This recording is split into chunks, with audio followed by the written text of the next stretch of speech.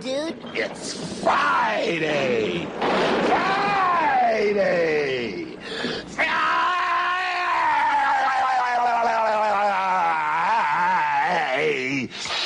Day. Yeah, it is, in fact, Friday. And you can show how it's Friday because I forgot to take things out of loop. John, hear you there? It's a Friday. It is a match day Friday. It's a freestyle Friday. Atlanta United getting ready for a trip. Hopefully they can get out of here before the rain starts. Down to the Erector Set in Fort Lauderdale to take on Messi and friends. Match day 3. Match day 3 dominant in the Eastern Conference in Major League Soccer. Not so much in the West. Pretty much everybody in the West is kind of sitting there going, can you kind of work on it here a little bit? You guys just do your thing. We're going to sit here. We're going to heal up and we're going to do our thing. We'll watch. That's where we are. Morning. John, hear you there, and whatever's on your mind as we get you ready for a match day 3 weekend in Major League Soccer for the MLS Cup playoffs. Atlanta United getting ready for their trip to Fort Lauderdale, and we'll go over all the juice boxes, go through all the news and the numbers and everything that's attached. We've invited everybody else from the week back in. So if anybody wants to wander by and sit there and go, it's Friday, and I haven't had the chance to think about anything over the last however many days it was since they were here in the building. So everybody's got the invite, and we'll see what's on everybody's mind as we go here this morning. We'll go through everything in Major League Soccer, everything overseas, news of the AM, anything on your mind. We had some interesting stuff happen yesterday during the show where it was announced that Jim Curtin is being relieved of his duties, mutually agreed to part ways, whichever you wish. And then that conversation comes into play. Welcome back, Tom, and good morning. And we'll get into that since that seems to be a topic of conversation as well. So we got all the stuff overseas. We got all that to get into. We've got all the stuff here to get into, whatever's on your mind to get into, and we'll get you ready for the weekend across the board. So good morning, everybody. Let's get into opening kickoff, brought to us by our friends at Kickoff Coffee and kickoffcoffeeco.com. You can start your day this way from our friends there at Kickoff Coffee and kickoffcoffeeco.com. You hit the QR code, and it takes you to Kickoff Coffee. Don't forget to use the code SoccerDownHere15 when you check out. You get 15% off your purchase. They, in turn, take 10% reinvested into cool things and youth initiatives. Very, very cool stuff from our friends at Kickoff Coffee and kickoffcoffeeco.com. College soccer right now is in their tournament stages. You're seeing, and we go over this a lot with the rundown of what to watch, where to watch it, how to watch it. Some of the stuff is in opening round play. Some of it isn't.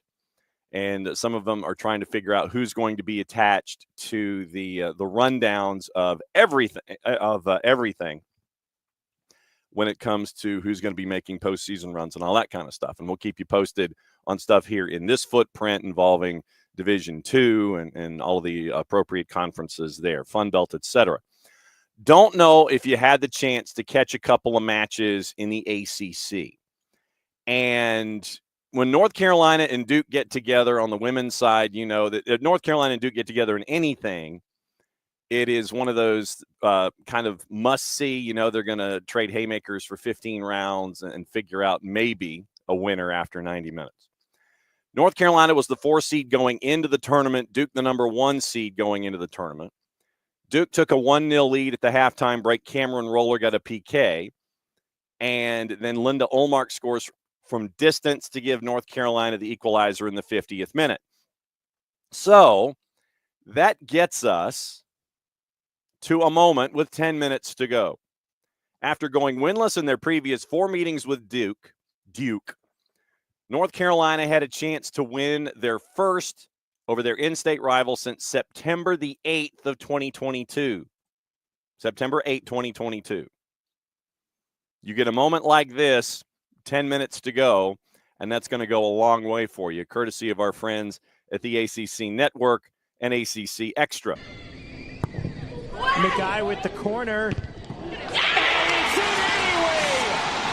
Armstrong, the defensive and now offensive hero. Inside 10 minutes, North Carolina leads Duke.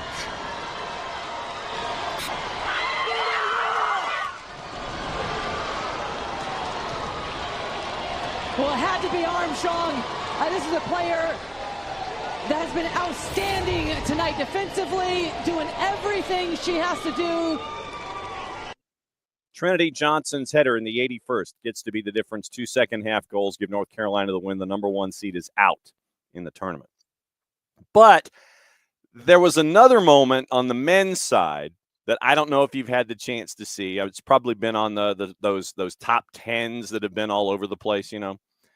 And when you have a moment like a Hail Mary, and I mean literally, time is running out, there's no extra, clock's running down, and you end up with a moment like you do, and you sit there, you tip your hat, and you're just like, yep, Stanford and Notre Dame. Number 7 versus number 10. And it comes down to time running out, and I mean time running out. You're looking at like 10 seconds and 9 and counting down. So leave it to the feet of Dylan Hooper. Dylan Hooper will probably go down in ACC lore anyway.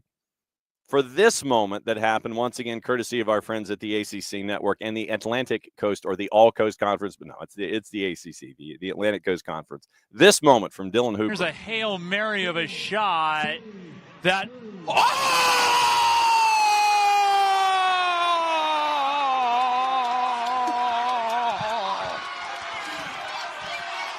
Unreal!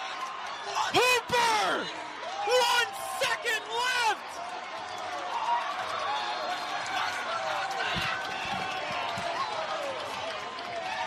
You gotta be kidding me! I've never seen anything like this. Ferguson draws level. Nothing like that. So there you go. So that was the moment. Dylan Hooper from his half as time is running out. ACC Network Extra with the call there. That's what this part of the season's all about. First goal of the season, Stanford got to the second round of the ACC tournament, advancing to play number 2 Clemson on the road on Sunday. So Stanford goes to 9-4-4. And we always talk about how you're going to afford programs and things like that. Jeremy Gunn is the head coach at Stanford. And after the match, he was asked about it. He goes, it was a crazy game of soccer, seen a lot, and I've been in a lot of games. I don't think I've ever seen anything like that at the end of the game, end quote. The men's soccer position at Stanford has what we've been kind of tongue-in-cheek referring to as the tenured professorship. It is the Knowles Family Director of Men's Soccer at Stanford. It is a sponsored title. The Knowles Family Director of Men's Soccer, Jeremy Gunn. So when you become the head coach of the men's soccer program at Stanford, you become the Knowles Family Director of Men's Soccer. So Jeremy Gunn got the quote as the Knowles Family, and literally that is in the release. That is in the post-match release for this game. The post-match release. It was a crazy game of soccer. Knowles Family Director of Men's Soccer, Jeremy Gunn said. So it is a tenured professorship. Good on the Cardinal for thinking in 3 dimensions. And if you got to do something, like that, you do something like that. And so, sure enough, you end up with that as part of your DNA when it comes to college soccer. Will Riley, by the way, blast out of the past. So Will Riley got a goal in that match too. So blast from the past. Will Riley is a part of the discussion too. So, but yeah, so when you got moments like that in the postseason, very, very cool to have these kinds of wild things go down. And since we're there, we'll go ahead and let you know what's going on the planet as a part of opening kickoff. Morning, Rich. And yes, we are going to talk about Jim Curtin. So the women's conference tournament play, obviously we mentioned the ACC. Big Ten, UCLA beat Washington 2-0 in the semis. It's at, I guess it's still officially City Park in St. Louis. It's not quite Energizer Park yet. Ryan Campbell got her 15th shutout of the season. Bruins go to the final against Rutgers. And so this is a smart play. Meet in the middle. You're not having folks come from what's left of the Tupac and heading to go all the way over to the East Coast. You meet in the middle. You play in St. Louis. Good call. So shootout winner over USC. And the other semifinal was Rutgers, all but the Scarlet Knights were former Pac-12 teams playing in their first season in the B1G. South Carolina knocks off Mississippi State. Mississippi State had a 14-game win streak. Brianna Beam scores twice. Catherine Berry, another fifth-year player, had her 16th of the season. They're going to face Texas Sunday in the final in Pensacola, Florida. So that was the women's side of things. On the and so you got to keep an eye on all of that. So what to watch, where to watch it, how to watch it. And we're going to expand it with the colleges, and so we'll go there. So today, kind of busy. We'll get you ready for everything. Being in Espanol, Marseille and Auxerre at 2:45. If you don't have BN, you can get all the BNs at Fanatis, ftz.co/soccer down here. And you can get all the BNs, Nuestra Tele, CDO for the fans, TIC, Liga 1 Max, Liga 1 Max Pro, all of the above. You can get it at Fanatis, be a true degenerate like the rest of us. CBS Sports Network's got Serie A, Lecce, and Empoli at 2:45. ESPN2 has the English Women's Super League, Manchester City and Spurs at 2:30. Coming up in about a half hour, the league that we neither condone, endorse, nor promote has a game on FS2. Once again, BN and Espanol simulcasting Ligue 1. Deportes, La Liga, Rayo Vallecano, Las Palmas at 3. Fox Deportes is very, very busy. They have that league that we talk about at 9:45 and then at noon. Gol TV, Portuguese Primeira, Moreirense and Gil Vicente at 3:15. Racing and Nacional out of Uruguay at 6:30. You can catch our buddy Nino Torres calling a lot of stuff in Portugal this weekend on Gol TV. Amazon Prime, the playoffs are underway in the NWSL. We got to talk about that before we go. Orlando and Chicago at 8. Apple TV and Season Pass tonight, playoffs out west. LAFC in Vancouver, match day 3 at BMO at 10:30, which means 10:40. Listed at 10:30, so add 10 minutes. So 10:40 kick with Vanni Sartini forcing a match day 3 and the rest of the Whitecaps forcing a match day 3 with LAFC. DAZN USA. I have no idea how to get DAZN USA. I imagine you can dial up DAZN and you can subscribe to it. French Division 1 Feminine, Le Havre and Lyon at 3.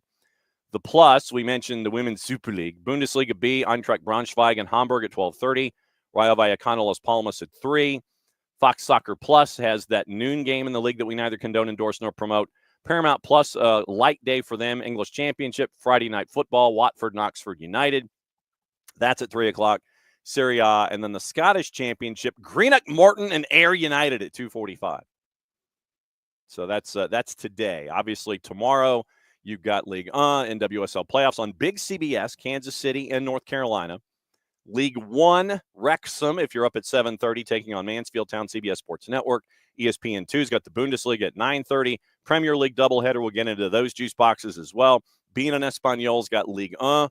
Strasbourg, Monaco, Lens, Nantes, Angers, and PSG in their triple header. Honduran Primeras on Beat and Espanol. Municipal Limeño and Platense. ESPN Deportes Bundesliga at 9:30. La Liga has 8, 10:15, 12:30, and 3. So they're all La Liga all the time on tomorrow. Fox Deportes, Serie A, noon and 2:45. Guatemala Liga, this is true degenerate stuff. Antigua and Chinabajul at 7. Honduran League Nacional, Olympia, our friends from Olympia, from the CONCACAF Hemispheric Extravaganza, and UPN FM. That's an interesting blend. 8:30, Gol TV, Portuguese Primera, Uruguay Primera, Telemundo's got Liga MX, TUDN's got Liga MX doubleheader, Universo's got your doubleheader in the Premier League, Liga MX at 6, Univision simulcasting, and then the playoffs 4, 6, and 8 with FC Cincinnati, NYC, Orlando City, and Charlotte, Inter Miami, Atlanta United, 4, 6, 8. So 4-10, 6-10, 8-10. Next Pro Cup final, North Texas SC and Philadelphia Union 2 is at 8:30. The Plus has a boatload of stuff on Saturday. Eredivisie, Bundesliga, Bundesliga B, La Liga 2, USL Championship playoffs. We got to get into that. League 1 playoffs, we got to get into that. They're in the semis. Fox Soccer Plus has your title game in the Canadian Premier League, Cavalry and Forge. Golazo Network, Argentina, English Championship, Serie A. The .com at MDC Sports has your doubleheader simulcast in the Premier League. Paramount Plus on Saturday. Argentina, English Championship, League 1, Serie A, NWSL playoffs. Peacock has everything else, and the USL Super League with 2 matches at 7 and 1 at 7:30. So that's Friday and Saturday, what to watch, where to watch it, how to watch it. All right, that's opening kickoff. Your preview for tomorrow and today. That's your opening kickoff, brought to us by our friends at Kickoff Coffee and kickoffcoffeeco.com. Right there. You start your day with our friends at Kickoff Coffee and kickoffcoffeeco.com. You click through that, and you end up with starting your day with Kickoff Coffee. Don't forget to use the code SoccerDownHere15. You get 15% off your purchase. They, in turn, take 10%, reinvest it, youth games, youth finish. It is very, very cool stuff from our friends at Kickoff Coffee and kickoffcoffeeco.com. Okay. Since Tom mentioned it and Rich is here, we'll go ahead and get into this. Tom, welcome back, by the way. I know that work gets in the way sometimes. Morning, Rich. And so, Rich, I need your assistance from the Philadelphia side of things to let everybody know what's going on from that perspective as we talk through this. The question by Tom Russo this morning, the Airborne DJ, obvious 3 questions. So I guess we're doing 3 questions to start. Does Garth call Curtin again? 1. Does he even take the call this time? 2. And do we even want him? 3. And then Tom goes, Forza Inter nice win over Arsenal yesterday. And so, all right. So, Tom, to answer your 3 questions. 1, does Garth call Curtin again? This comes from Tom Bogert at Gimme Sports, and his talk at GMS said that in the fall, earlier in the fall, a couple months ago, that Atlanta United had reached out to Jim Curtin. Thank you, Rich. Rich doing the public service and letting everybody know about the Union Soccer blog and what's going on through Joe Tanzi. All right, so the 3 questions. Does Garth call Curtin again? Does he even take the call this time, and do we even want him? Let's work backward. Does Atlanta United want Jim Curtin? I would say on a couple of different fronts, and I'm going to take my Vaughn's club card and use it. After a comment where he's referring to plastic, I don't know if you want that here, unless you want to sit there and bring in the top heel to be the guy in charge of what's going on. So when Jim Curtin talks about plastic fans, do you want that guy standing on your touchline? That would be my first thought. Second, does Garth call Curtin again? That goes back to, and I'm jumping from 3 back to 1. Does he even take the call? I don't know if Jim Curtin takes the call. There's another opening out there that I think would fit, and taking the plastic comment from taking that to the side, and all the other shenanigans that go on, and we've discussed ad infinitum ad nauseum about stylistics, philosophy, all that kind of stuff. Oh, I know, Rich. He was being a wrestling heel. I know, and that's part of his persona. He's being a wrestling heel. I get that. When it comes to, if we just take that and put that to the side, philosophy, I think, is the element here that we have to focus on. When Jim Curtin brings out a 4-4-2 diamond, and it is physical, and you're trying to figure out, where you can, where your line is when it comes to being physical, and you're trying to create short fields, be clinical, all that kind of stuff. I just think philosophically, I don't think it fits, because the athlete that Jim Curtin has attached to what he did in Philadelphia, not this past season, but, say when they were younger, but that whole idea of the 4-4-2 diamond and the athletes that you currently have in Atlanta, I think that would be square peg, round hole, and you don't want to do that. Considering all the money that you've invested in folks like Miranchuk, Saba, etc., and that you have all of this stuff waiting for the offseason to invest in and trying to find folks to come and be a part of things, I just think philosophically, I don't think it fits. So that would be it for me. The Curtin philosophy here with the personnel on hand in Atlanta, I don't think it matches. I think that if you wanted to take him philosophically and apply him to a situation, I think St. Louis would be more, I'm not going to use the word appropriate, that would fit better. I think that if you had the St. Louis style of play, I think that would fit Curtin stylistically more than coming to any other opening, because it is That to me would be where we are here. So someone that is Red Bullsian, which is kind of what St. Louis is, with what Pfannenstiel and Bradley Cornell at the time wanted to create. They wanted to do something Red Bullsian where you're pressing short fields, you don't care about possession, those kinds of things. It's kind of Red Bulls light in St. Louis, but I think philosophically that would fit him better. And I know that John Hackworth would probably sit there and he's probably pressing on the door that would enter into the training facility for all caps. You know, John Hackworth's like, you hear a knock on the door and it's like, who's that? Jim Curtin. John Hackworth. Nobody here, So I think that St. Louis would fit Jim Curtin philosophically.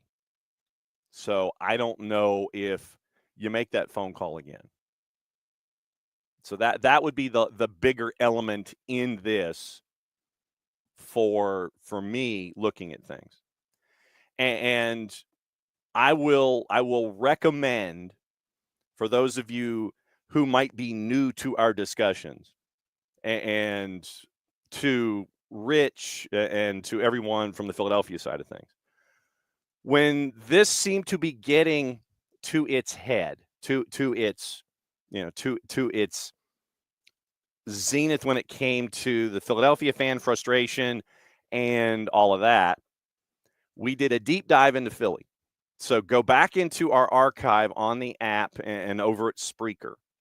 We did a deep dive into Philadelphia, and it was a really cool deep dive where we analyzed everything.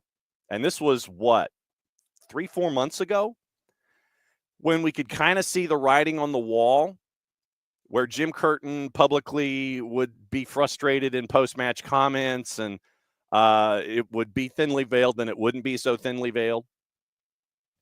And so, Rich, to your point, Curtin may have had a strength in it, but he was also forced to use formations by the GM and the sporting director. So with the resources he had on hand, he was doing 4-4-2 diamond, et cetera, with that personnel and with what was being developed through the academy system with Philadelphia Union and Union 2.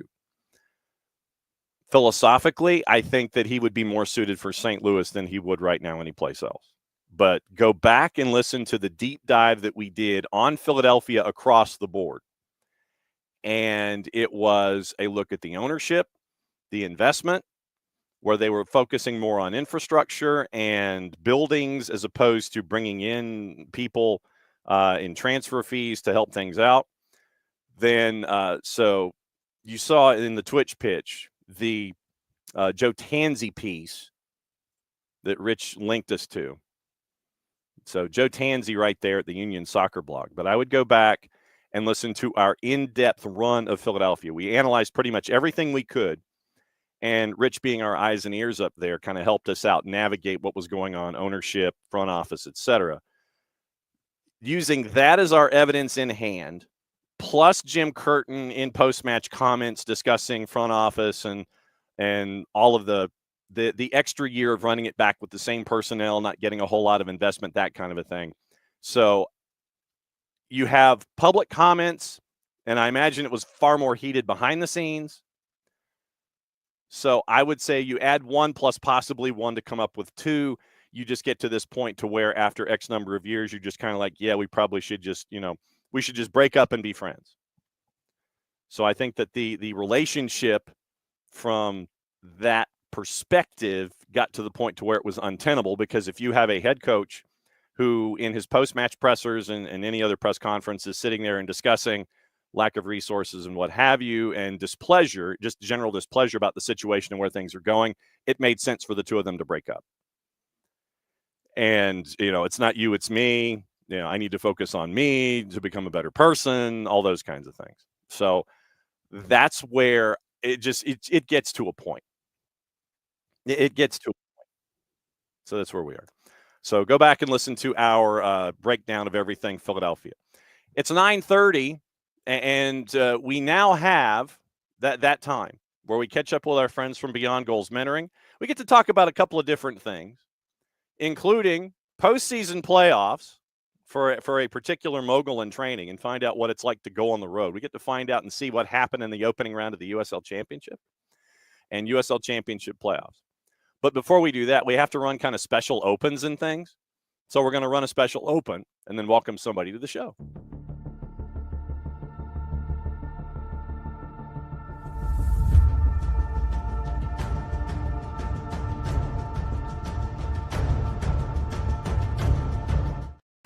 What's happening, Cap? Good morning. So before we get into mentoring, did you go to Indianapolis, sir? I sure did. And it was a lovely experience. Yeah, what a win. What a game. I mean, it was obviously a great accomplishment to make the playoffs year one for Rhode Island FC, but we actually I felt crazy confident going into that game where I'm like, God, we're a year one team. We're the underdogs. We're the 5 seed. But I don't know why. I just felt really confident. I mean, I guess second half of the season, we've been, I think, the 3rd best team in USL. So, yeah, I felt pretty good going into the game. And obviously, we had a great start to the game. And it was a little hairy of a finish, as it always is. But it was really, really awesome to be there and experience it. Well, and we had the chance to catch up with Kano for a 1v1 before the playoffs started, and to be able to, I guess, just become more acclimated with one another and what you're trying to sit there. It's like, okay, so I know that if you do this, I get to do this in return, becoming more adjusted to each other on the field. Those draws turn into wins. And it was a 4-5, but obviously you had to go on the road in that one. And I did not have J.J. Williams and hat trick on my bingo card, by the way. Especially not in back-to-back weeks. Mm-mm. No?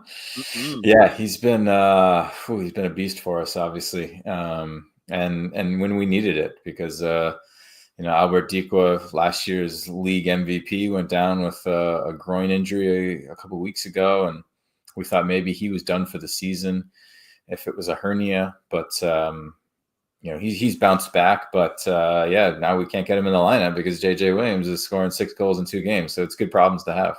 Absolutely. And so now you get to advance to round number 2. Are you traveling this weekend, sir?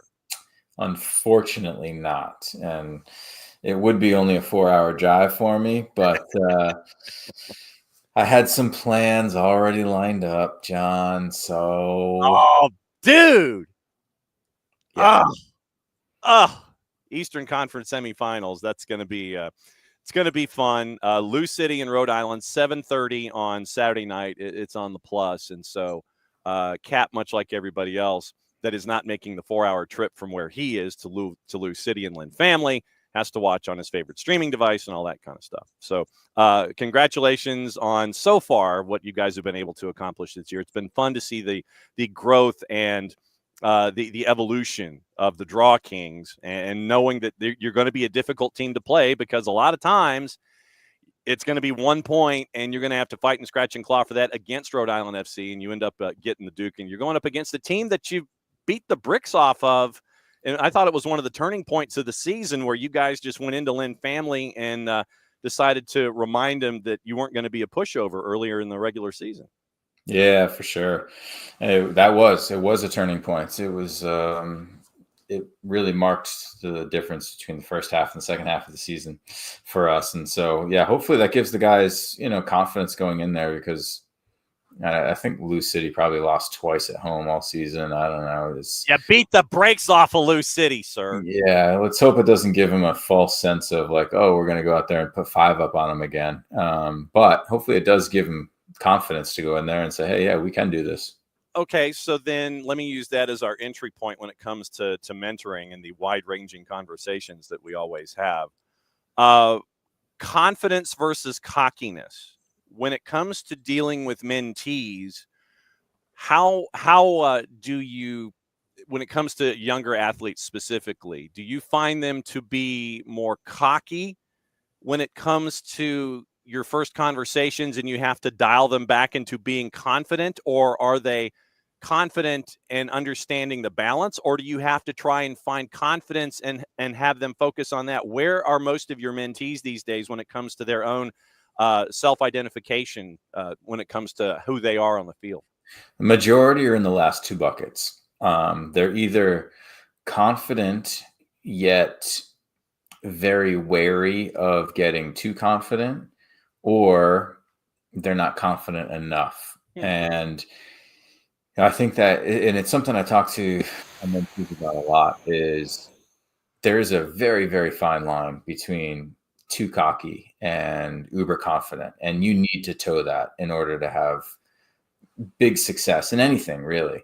And one of the things that I try and get across is you can be a little bit different on the field than you are in life and in the locker room, right? You can be and toe that line maybe a little bit over on the side of cocky out on the field, and yet still be a great human being off the field and easy to talk to and get along with and all that stuff. And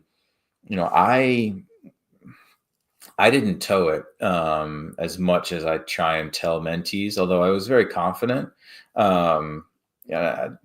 I mean, maybe I was actually, looking back, quietly confident and a little bit cocky in myself. But two examples of guys that did it better than anyone else I ever saw or played against were Clint Dempsey and Joseph Martinez. Mm-hmm. Just unbelievable, and really good guys, and yet just so confident and cocky on the field, but a good arrogant.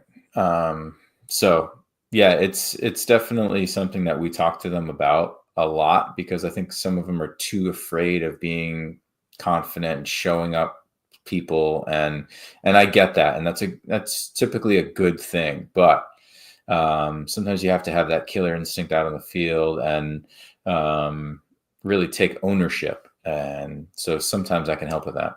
Because you've got to figure out, and I imagine this obviously comes with age and experience, you've got to figure out when to turn it off, when to turn it on, and make sure that on the field persona doesn't carry over into the off the field you. And I would think that that's a delicate balance to try to figure out. It's like, okay, I know that when I step across that line, I have to be, Mr. Badass extraordinaire.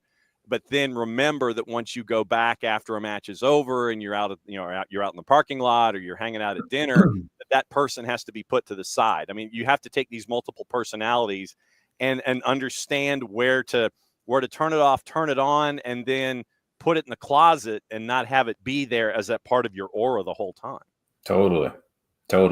And that's a big challenge for a lot of people. And that's a big challenge for younger professionals or high level youth athletes, where maybe they already are confident and do really well in that area, yet in the locker room or out in just life in general, they need to understand, like, some people just don't care, right? Just because you're a great soccer player, that doesn't mean anything when you're out and about in life doing other things. Like, you still have a responsibility to be a good human being, and nobody cares that you can kick a soccer ball really well, or that you're a gifted 16-year-old or 17-year-old, whatever it is. It doesn't go that far. So that's tough, though, because sometimes they get in this world of like, oh, I'm the man, or I'm the woman, and I'm everybody bow down to me because I'm so good. And yet, away from the soccer field, nobody cares.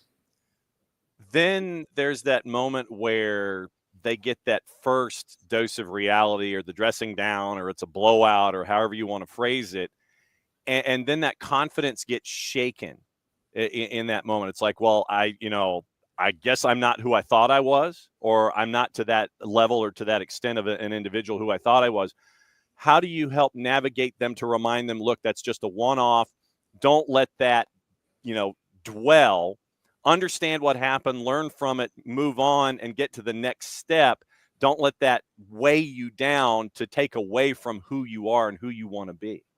Yeah, for sure. And that's tough. And before I talk about that, it's one of the main reasons why throughout my career, you could see a huge difference between somebody that went to college and somebody that didn't. because you get that dose of humility when you step on a campus and you play with guys, especially nowadays where players don't play high school soccer. And a lot of them anyways, I know some still do, but a lot of them don't. And so they're always playing with kids their own age or maybe a year older.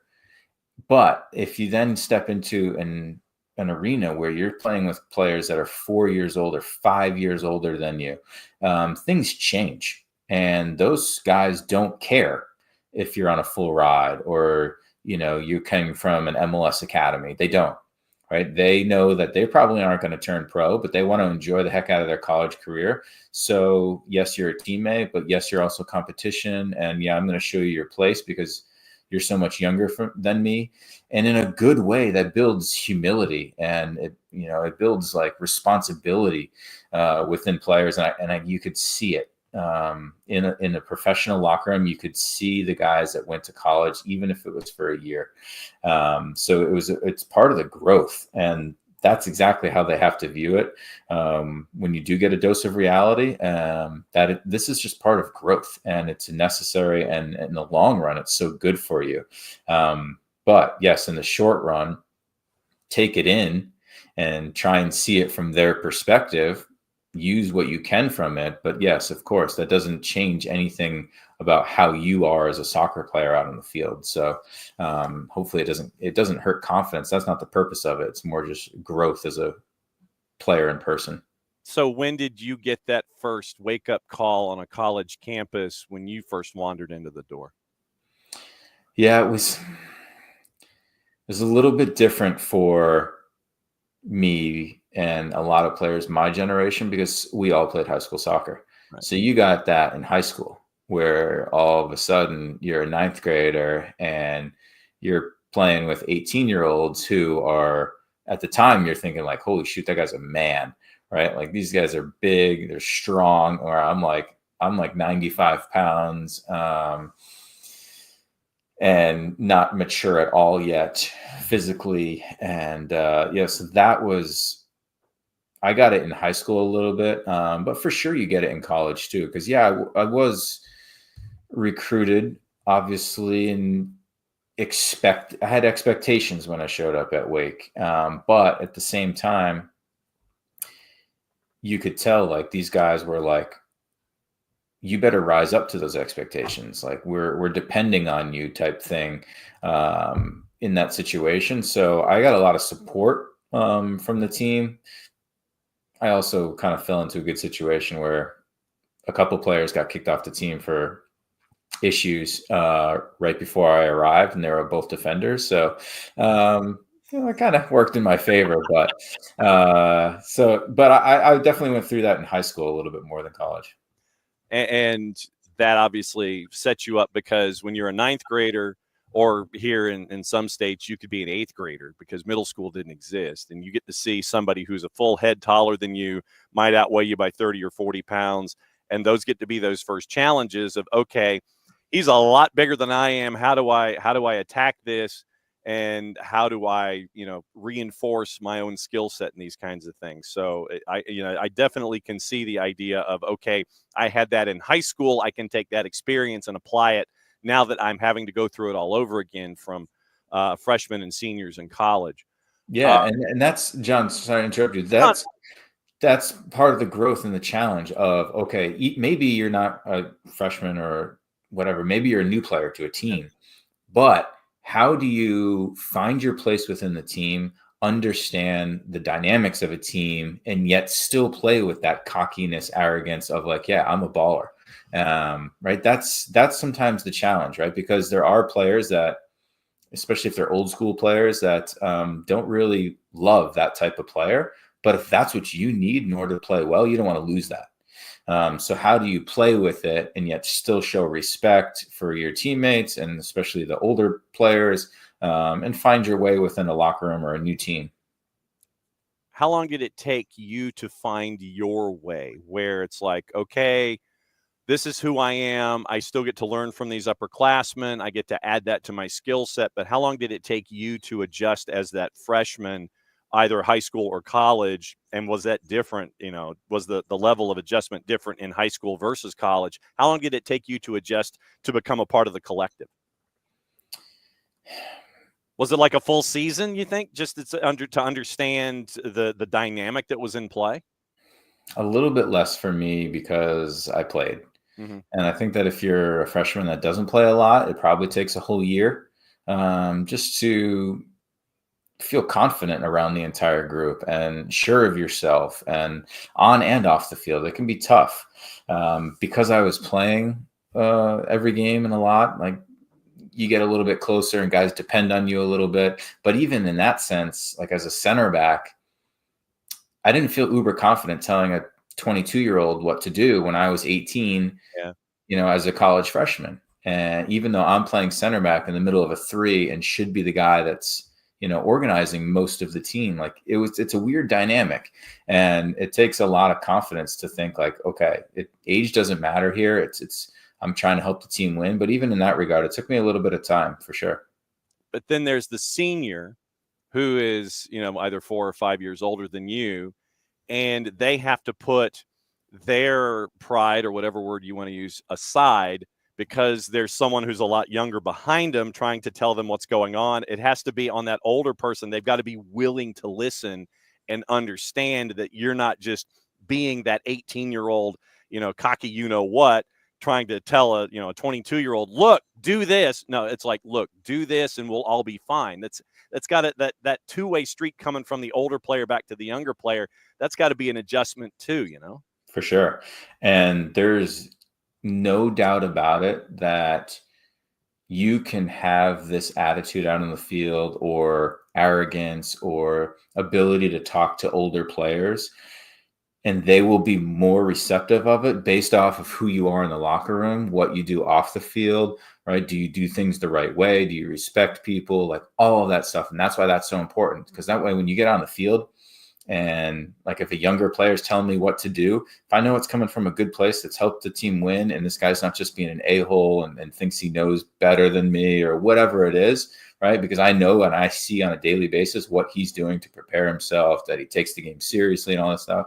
But if he's a last guy in the locker room, first guy out, barely does anything in the gym on all that stuff, and then you're going to come on the field and tell me what to do, that's not going to work. How much reorienting do you have to do for mentees and dress them down and set them straight about their attitudes? Are those more outliers in a bell curve? How is that for you when it comes to talking to those mentees? It's like how many times have you had to sit there and really reel somebody in and give them the dunk of the cold water glass over the top of the head and go, no, that's not going to work? Yeah, those are outliers, but it occurs. And, every team has a player or two probably that could use it. Some teams have more. And sometimes it's the parents that just can't get through to them, or sometimes it's egged on by the parents, honestly. And again, it's that balance of like not killing confidence, but understanding how important it is, who you are as a human being and what your actions are off the field and how they show people who you are. Like I make these videos and I talk about these things all the time. Like you see, for example, Hector Herrera spit at the feet of a referee. Yeah.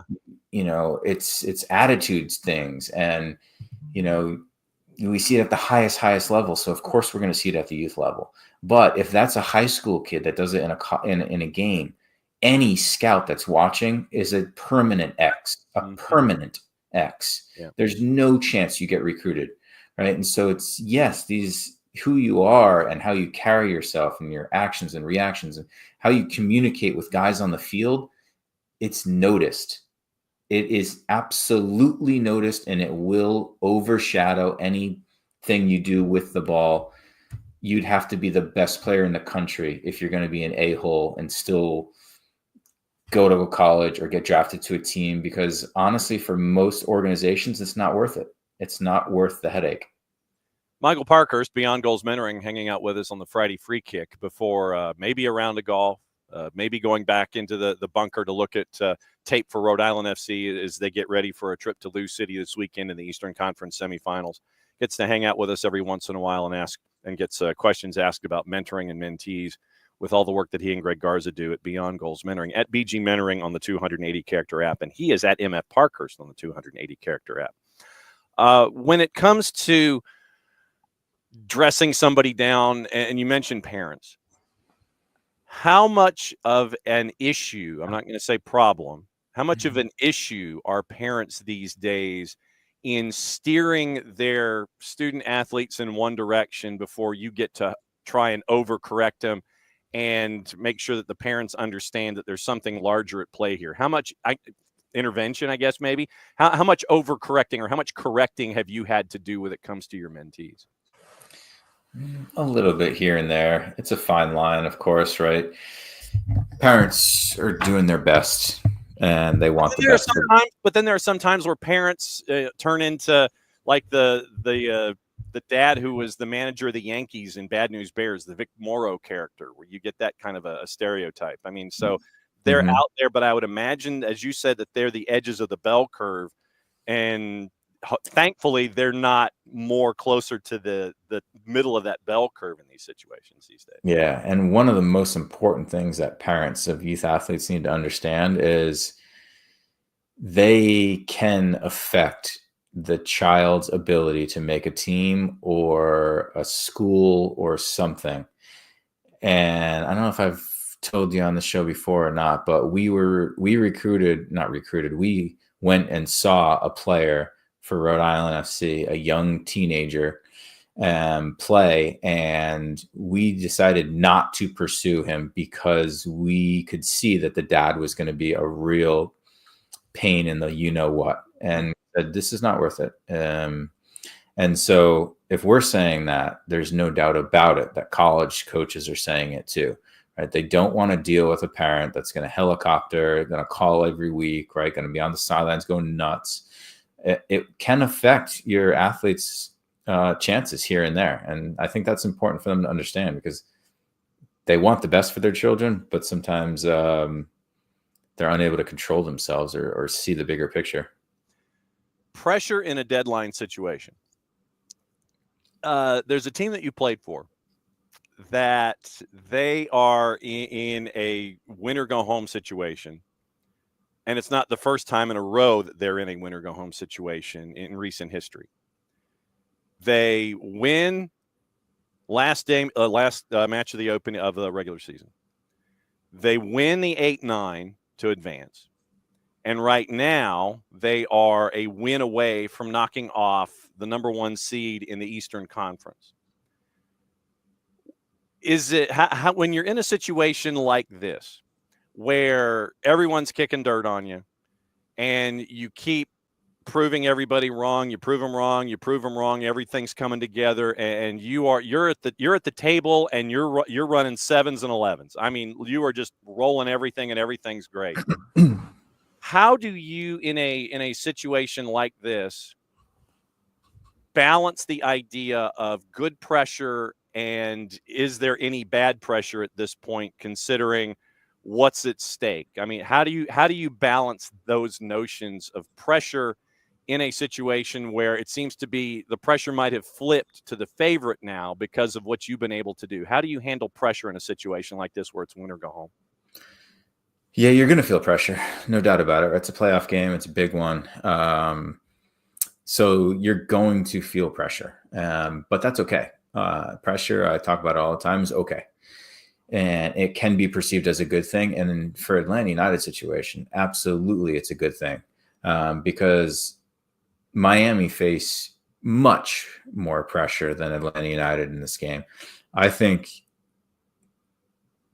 Miami's fragile right now. I think they are. And you can see that they get frustrated. Suarez's body language is brutal sometimes. And I really think if they can get to halftime 0-0 or even wherever it might be, Miami are fragile. Like, they will be on top of each other in the locker room. They'll be starting to freak out and things open up. And, Atlanta have shown that they can score against Miami. That's not a problem. So I'd look at it as such an awesome opportunity to knock out the clear favorites of MLS Cup. And, you're playing with house money. No one expected there to even be a game 3. MLS brass is probably over there pooping themselves thinking, holy smokes. The only reason why they're not actually is because it's Atlanta. And if Atlanta goes through, like, I guess they wouldn't have a home game likely, but no, they're done. Yeah. So they're pooping themselves. And so I would take that and really embrace it. Of course you're going to feel some pressure, but I mean, no one expected it. So you're really playing with house money here. What's that feeling like in a locker room where, and like I said, you can go back as far as high school and college or pros, or if there was any example for you, when you're in a situation like this and it is a house money situation, you're playing freer, I would imagine, but how much freer are you playing knowing that you can't just kind of YOLO everything and go out there? But obviously you're sitting there and you're staring at the other guy in a staring contest and you're going, okay, yeah, all right, I'm ready. Yeah. What's that kind of confidence like in a situation like this? Yeah, I think the best example for me personally is probably like Champions League games, right? Where you're playing in Champions League, so there's pressure, right? You want to perform well. You don't want to get embarrassed. You want to show well. But we are a minuscule team compared to playing against Chelsea, Juventus, and Shakhtar, right? No one expects us to come even close in these games, right? So you're kind of out there like, hey, let's show them what we got. Let's shock the world here, and let's give a good performance. And if we lose, like, hey, let's at least feel proud about like what we go out there and show.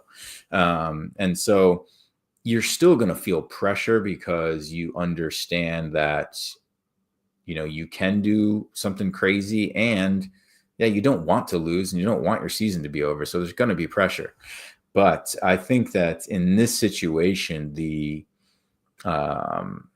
possibilities and the dream, I think, overshadow the pressure and the nervousness come kickoff, where I think it's the opposite for Miami. I mean, outside of the stars.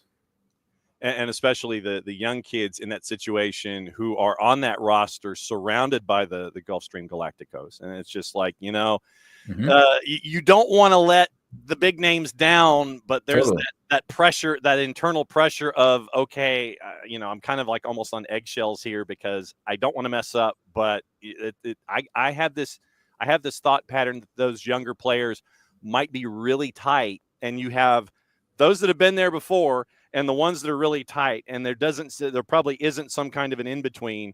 Yeah. And it's going to make for an interesting staring contest for those younger players that you're going to be playing against. Totally. And that's why I'm surprised, honestly, that Gressel hasn't played much for Miami. I mean, I'm surprised Tata brought in the Kremashki player. He's a good young player, but he makes the mistake that leads to Atlanta's goal. They're late in the game trying to take that ball down. And you don't think he's going to be a little tense here going into game 3, right? That's to be on the back line or to be a midfielder and not be one of the big guys on the team.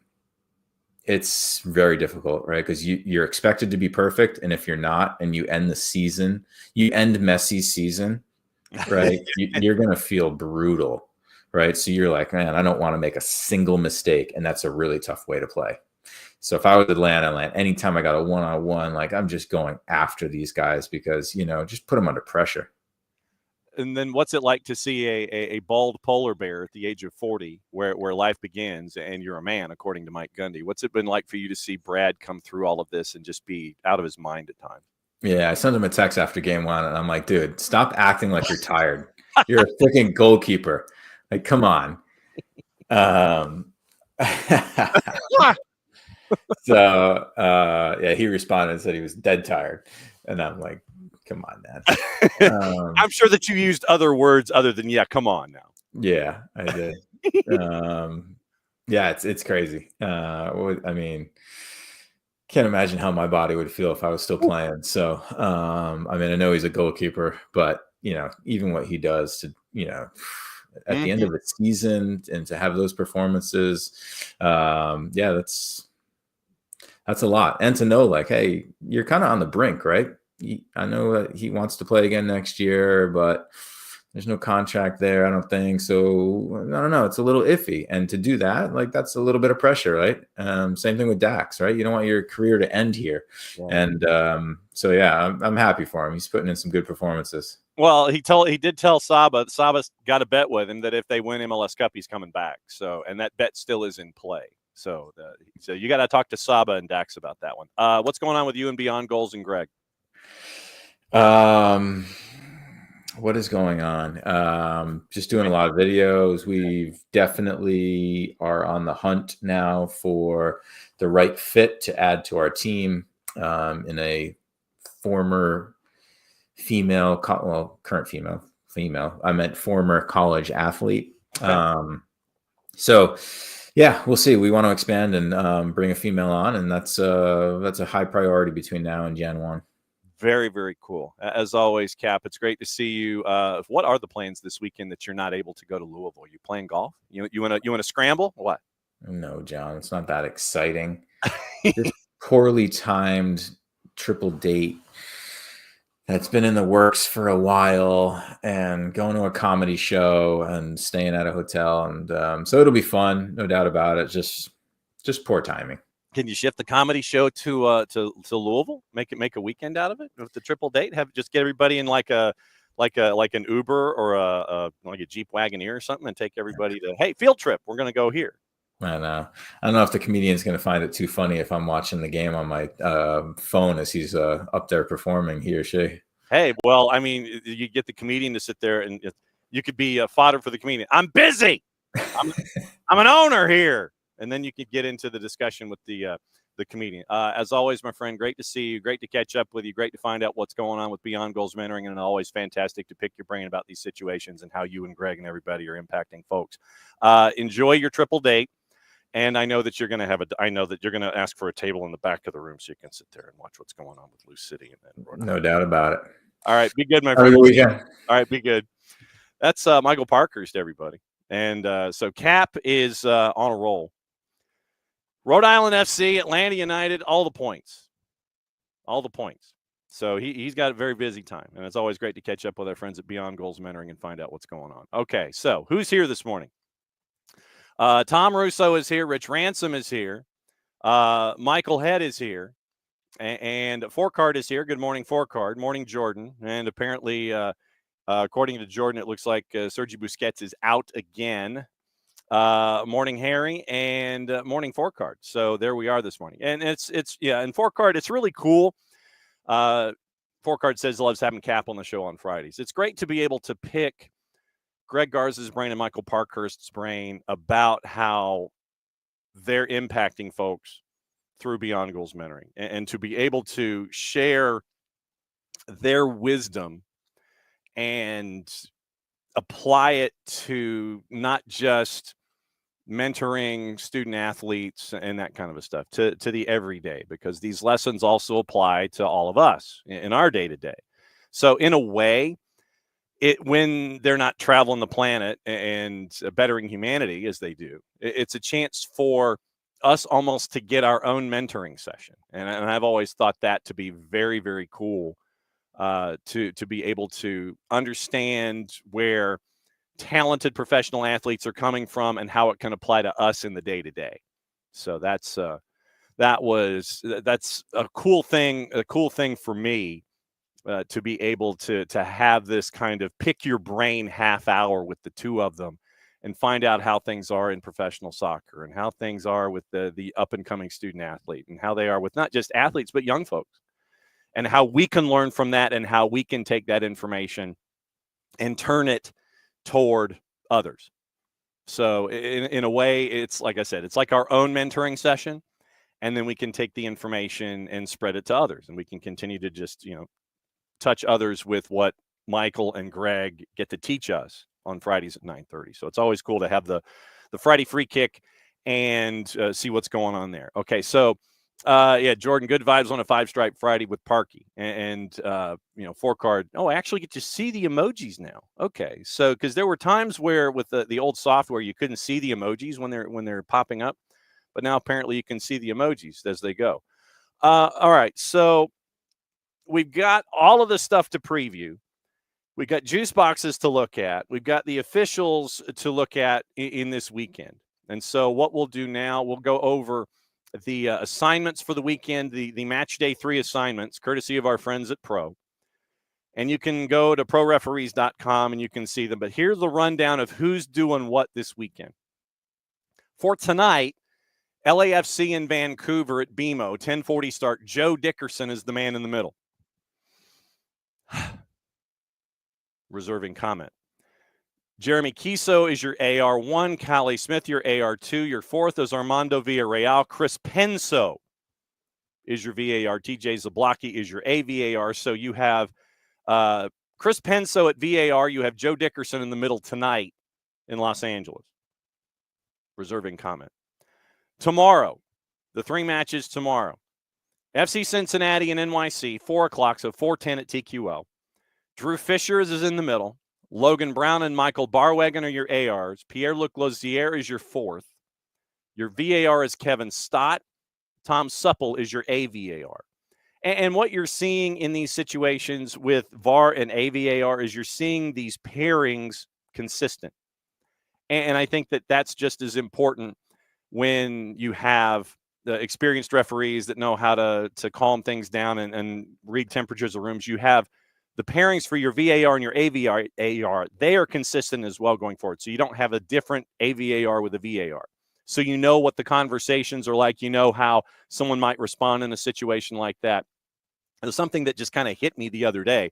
Oh, they're having consistent lineups in the booths as well.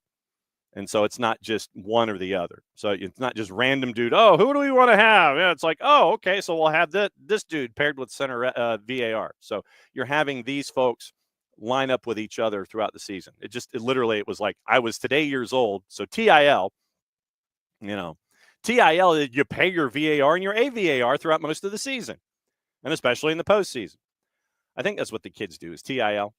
Or a purple team and Charlotte in Middle Florida. Izmir Pekmich is the man in the middle at 6'10". Nick Uranga, Jeffrey Greason, your AR. Sergi Boyko is your fourth. Ismail Elfath is your VAR. Jonathan Johnson is your AVAR. And I think that is just as important in a VAR setting as it is a center ref setting, where you have someone with experience who knows how to read a room and those kinds of things. To have an Ismail Elfath, as much as I enjoy having Ismail Elfath and Jair Marufo outside, I think it's just as important to have Ismail Elfath. If he can't be outside and in the middle, have him in a VAR position where he knows what it's like to be in high-pressure situations and things like that for an elimination game in an opening round of a playoff series. Then for Messi and friends in Atlanta United, in Fort Lauderdale at the Erector set, Lucas Zapala is in the middle. Corey Rockwell, Andrew Bigelow. Corey Rockwell has been voted in the past your AR of the year. Rockwell and Bigelow, your ARs. Torrey Penso is your fourth. Jose Carlos Rivero is your VAR. Mike Kampminer is your AVAR. So that's where they are in the booth. And you've got Lucas Zapala as your center ref for this match day 3. And let me double check Michelle Kaufman to see what she has to say, because Jordan, with what you mentioned involving who is and who isn't. So Michelle Kaufman, let's see if she has a break down the playoff series, Boosie and Bright status, Neymar.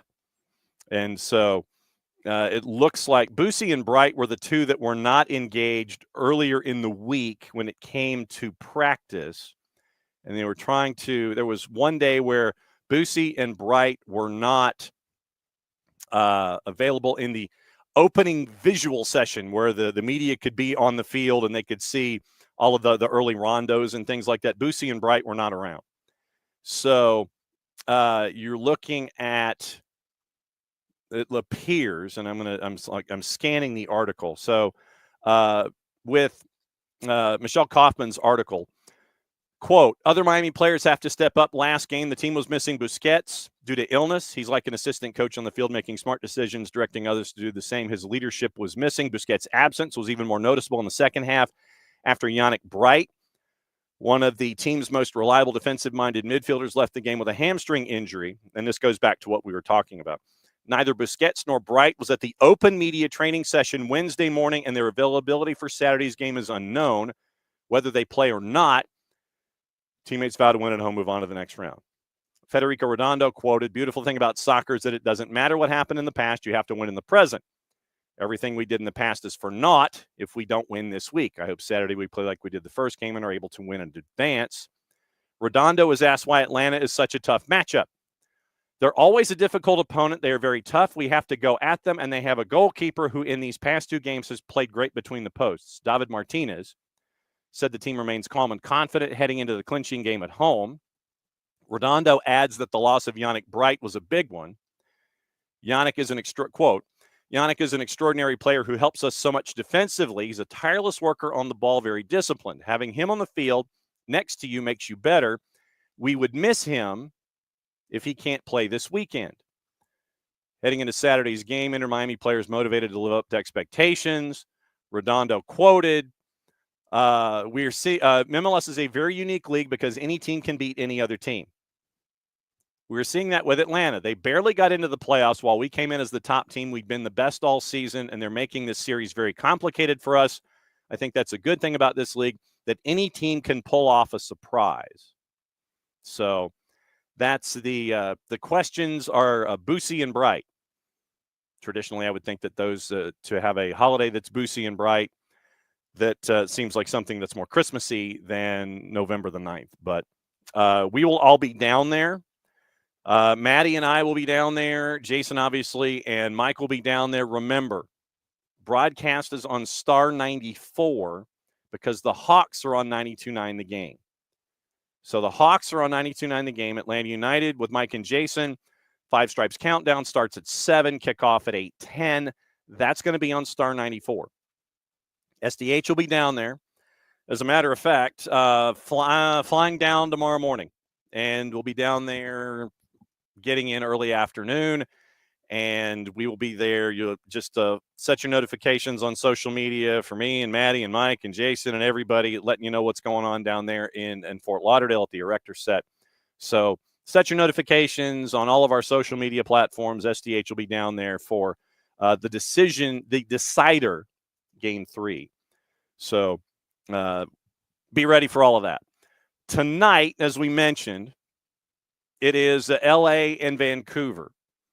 And you wonder which LAFC team is going to be there at BMO. Obviously, it is a massive home field advantage for them at BMO Stadium, because BMO Field is in Toronto, Ontario for Toronto FC, and they are not in the playoffs.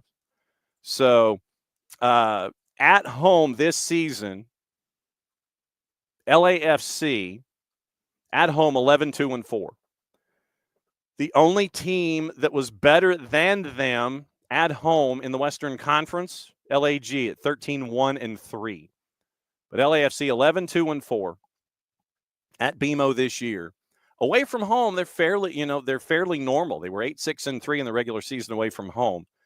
And you're looking at a team in Vancouver that's riding in as an 8th seed, and they're just like, yep, okay, we got them 3-0 at home, and we're cool.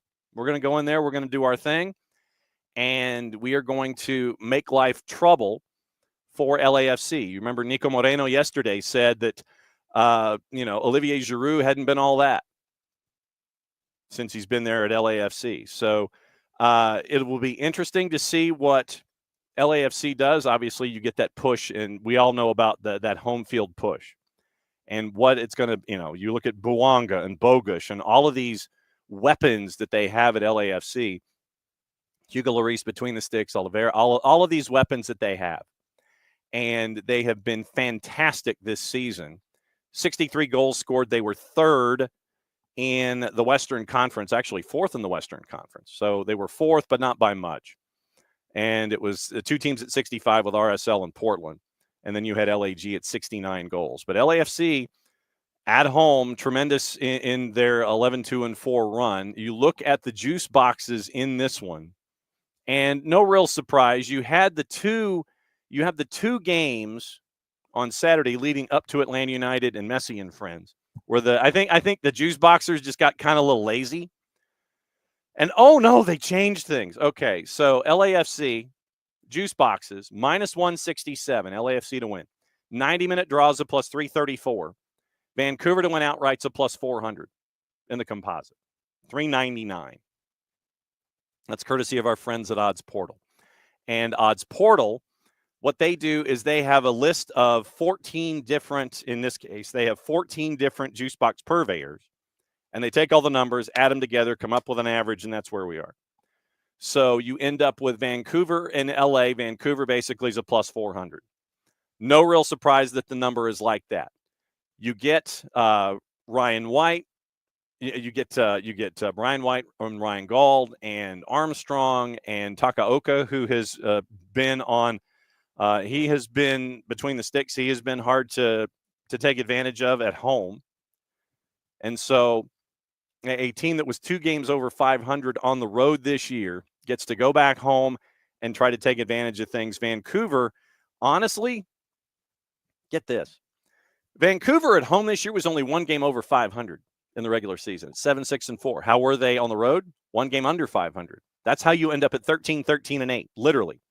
1 game above 500 at home, 1 game below 500 on the road. Fairly tight, plus 3 in goal difference. They scored 52 on the year in the regular season. So 34 and 52 is 18. So almost a goal and a half average on the year. So how do they respond being on the road? Sorry, I had that reversed. They were better at home. I mean, they were better on the road. They were 1 game above 500 on the road this year. I had that flipped. So 7-6-4 on the road, 6-7-4 at home. So I had that flipped. They were better by 1 match, by 1 win on the road than they were at home. So we'll see what happens. But, Vanni Sartini, once again, not afraid of anybody. And that 1-8 is going to be tonight. That 1-8 is tonight. Then the 3 matches tomorrow, Cincinnati and NYCFC. And in this one, mentioning the juice boxes and how things are and how things might have been a little different. Initially, all week long, you could take the Cincinnati favorite number and the Orlando City favorite number and double it, and you end up with Inter Miami's number to minus 256. That changed a little bit. The margins grew to where it's minus 118 and 119, and Inter Miami, Messi and friends, are now at a minus 256 to win at home. We bring in Jarrett for hour number 2. How are you, my friend? I'm okay. How are you? It is a Friday, and everyone is dialed in, as we say. We got 2 days of game 3s coming up. Yeah. The state of Louisiana might implode. Okay, so for those that haven't heard, go ahead and tell that story, because that one's a piece of work. Okay, so a long time ago in a galaxy far, far away, Louisiana State University's Fighting Tigers used to put their tiger mascot on the field before games. Mm-hmm. So the legend goes, to my understanding, is that if the tiger roared for every roar, it would be a touchdown for them that day. So it was like a good omen. This led to them, as my understanding, antagonizing the beast and making it roar more, trying to coax more touchdowns out of the damn animal. There you go. All this to say, they haven't put the tiger on the field in a long ass time. It's been a decade, I think, hasn't it? I believe so. They have if you ever go to LSU, they have a very lovely enclosure for Mike the Tiger. Mm-hmm. That he basically just lives in, just living his best life over there. That being said, the governor of Louisiana, who has never met a controversy he does not like, has decided to he wanted the tiger on the sideline for Alabama LSU this week. LSU said no. No, we're good. We're good, fam. That's all good. They said, no, he lives there. He doesn't stay on the field. We don't do that anymore. The governor said, I want a tiger on the field. And LSU said no. So he went and ordered a tiger from out of state. It's a tiger named Omar from Florida. This is just going to end poorly for everybody. Also, the person who apparently this tiger has actually like gotten out before. Yeah. So this tiger has a record of escaping Twice. They're just good, but they're going to put the damn animal on the sideline. And John, if they lose to Alabama with a fake tiger on the sideline, they might impeach the governor tomorrow morning. Oh my God. Like that might be what happens Sunday morning, is the governor doesn't have a job anymore. Yep. Because he just decided to YOLO it. And I just had this vision of Billy Nungesser sitting there and leading that charge. It is so literally what they're doing is they have gone out of state. Yep. And apparently this dude is like he rents out this tiger. And the governor is like, okay, well, I'm going to rent a tiger. And I'm going to, I wonder, it's kind of like renting a car. Literally, it's like you call the dude up. It's not quite Tiger King, but it's also not quite Tiger King. Yeah. And literally, this tiger has escaped twice from his handler and his real estate. Yeah. So you have this doesn't really bode well at all with this animal feline history of escape at a night game in Baton Rouge involving Alabama. It's functionally an elimination game, by the way. LSU and Bama both cannot afford to lose this game if they even want to keep their hopes of playoff berths alive. So this is functionally an elimination game. Also functionally a how much does Kalen DeBoer want to have to replace the glass in his house if it gets shattered after this game? Correct. Even though it's on the road. Yeah, man. Like not even like the animal welfare of it all, but like because of like the superstition and pageantry that is college football. If this goes poorly, LSU fans are going to shit a chicken because somebody will have brought an out-of-state tiger that isn't their own tiger into their stadium, and they will have all of the questions known to mankind. The Mike the Tiger Twitter account has already started subtweeting all of this. Like, I love this sport for all of the wrong reasons. Oh my God. This is going to get somehow dumber before it doesn't. And just to get there, we still have to, again, go through MLS playoffs for whatever reason. And Rich makes the point, it is a Florida Tiger. So let's bring in Jason.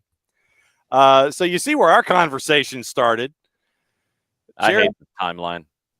Jarrett basically led into us about 5 minutes ago discussing artificial tigers in SEC football. It's a fake tiger? It's not a fake tiger. It's a real tiger, but it's not Mike the Tiger that is the official mascot of LSU. It's an import from Florida. Oh, that's not good. No, it's not. Also, the Mike the Tiger Twitter account, like the Twitter account of the Tiger that I guess like one of his handlers probably runs, has started subtweeting everything possible about the imported tiger. Fair enough. Yes. This has gotten exceptionally stupid. Yes. Well, yeah, and like I told them, this is functionally an elimination game for Alabama and LSU. The loser's not going to make the playoff. So it's even funnier. Could you imagine Paul Feinbaum on Monday with everything? I don't want to. That's where we are with this. So yes, Erzat's Tigers being brought. Yes, it's a real fake tiger. Yes, it is a real fake tiger. Again, it's not quite Tiger King, but it's also not Tiger King. Correct. Anyway, there are actual soccer games, including tonight, that we should probably discuss as well. Yeah. Everybody can pay attention to the Tiger later. Yes, that's tomorrow. So when it's eating people. Yes. So, Jason, before we get into Inter Miami and Atlanta United tonight, quoting Genesis, Phil Collins brand. We have a game where Vancouver, as an 8 seed, is a plus 400 going to LAFC in an elimination game. Not that you've really spent a whole lot of time focusing on that one, considering there's one that's far more important. But thoughts on the 1-8? How dare you? 3, I know. Danny Sartini will find you. Eat your liver. Vanny Sartini will be very happy if LAFC plays the wrong lineup. And that's what this is going to come down to, and said it when they signed Olivier Giroud. Did they need him? Did he make them better by adding to that roster? Not really. And he potentially created some very complicated situations like this one. They're better without him in the starting lineup, but they have to make the decision to leave a World Cup winner on the bench. And that's, not an easy decision to make. But when you sign these kinds of players and you're an LA Galaxy, an LAFC, an Inter Miami, some other clubs in the league have done this before too, you have to have everybody on the same page and you have to figure out how to best use that player. I think the Galaxy have figured out how to use Marco Reus very effectively. I think he was on board with it. I don't know what the situation is with LAFC, but I think it's pretty clear that this team is best with Mateusz Bogusz up top, and they need to do that in an elimination game. And if they don't, they're giving Vancouver an opportunity to pull an upset. I think LAFC wins. I don't think it's pretty. I think it's going to be a long night in general, because even in game one, Vancouver made it a kind of long night. The scoreline was a little flattering because the Vancouver goal came at the very, very end. But LAFC should win this. They need to make the right choices in the lineup, and if they do, they'll win. If they don't, they open up the door to chaos. And we enjoy opening up doors to chaos. Jarrett, your first question for Jason here on a Freestyle Friday. Yeah, and to Jason's point, LAFC did this the year they won the cup when they brought in the golfer extraordinaire. Yeah, but they figured out he was best off the bench, didn't they? They did, but it took them like 2 months. It took him like 2 months of trying to shoehorn his ass into the lineup before going, he needs to come off the bench and we'll win a cup. And then they did, and it was kind of complicated. Sorry, Rich. But they took them a while to figure that out, that you can't this isn't FIFA. You can't just shoehorn players in and just expect to hit a button and it magically works. I actually wanted to ask you about one of the other games before we get to Atlanta. Is on the East Coast. We have another game 3. I think someone from Charlotte deemed this Operation Bugs Bunny. That it is up to Atlanta and Charlotte to do the Bugs Bunny gif of sawing the state of Florida off. Charlotte has to go try and saw off Orlando in Orlando. What's your thoughts on that one coming up? How did Atlanta go into Orlando and be the only team to beat them in their building in the last 5 or 6 games? They were aggressive off the jump. What has Charlotte's issue been all season under Dean Smith? They've been defensive. They have to be aggressive. This Orlando team, look, there are some similarities between Orlando and Miami. I think both teams are substandard defensively. Orlando has pretty much the same group defensively that they've had for a long time. Robin Janssen hasn't gotten younger. He didn't find the fountain of youth in Central Florida. Rodrigo Schlegel is a downgrade from Antonio Carlos, and it's a team that you can get at. And Atlanta did with 2 goals early, and it was enough. Charlotte's got to be more aggressive, and I think they've got to start Patrick Agimon, and they've got to get him in behind, and it's doable, but you have to be brave, and I just don't know if they will. If you're not, then you need Christian Kalina to stand on his head, which he has before. I mean, it can happen. You probably will need to get through in penalties, which you can, and you have. You've done it before last game. But this is an Orlando team that you can beat, even in their building. They're very good. They're very good attack-wise, and you have to respect that. But I think what we're seeing play out in these playoffs, and I think just the theory that I subscribe to, when you have teams like Miami and Orlando that are tilted, they're much better offensively than they are defensively. The easy way to try to deal with that is to be defensive, to try to take away their attack, and then hope that a limited attack will beat their limited defense. I think the best way is the opposite. I think you go at them, you break them, you score goals on them, and then you put the pressure on their offense, which is very good. And you can start aggressively, and if it doesn't happen in 15, 20, 30 minutes for you, and it's going to be a slog, okay, then you can bunker down for the slog and you can be defensive. But I think you have to try to exploit their weakness first rather than try to take away their strength. That's the approach, in my opinion, and I just don't know if Charlotte will do it. Okay, so I'll ask about FC Cincinnati and NYC, so then Jarrett can start the questions with Atlanta United and Inter Miami. FC Cincinnati and NYCFC, what do you think?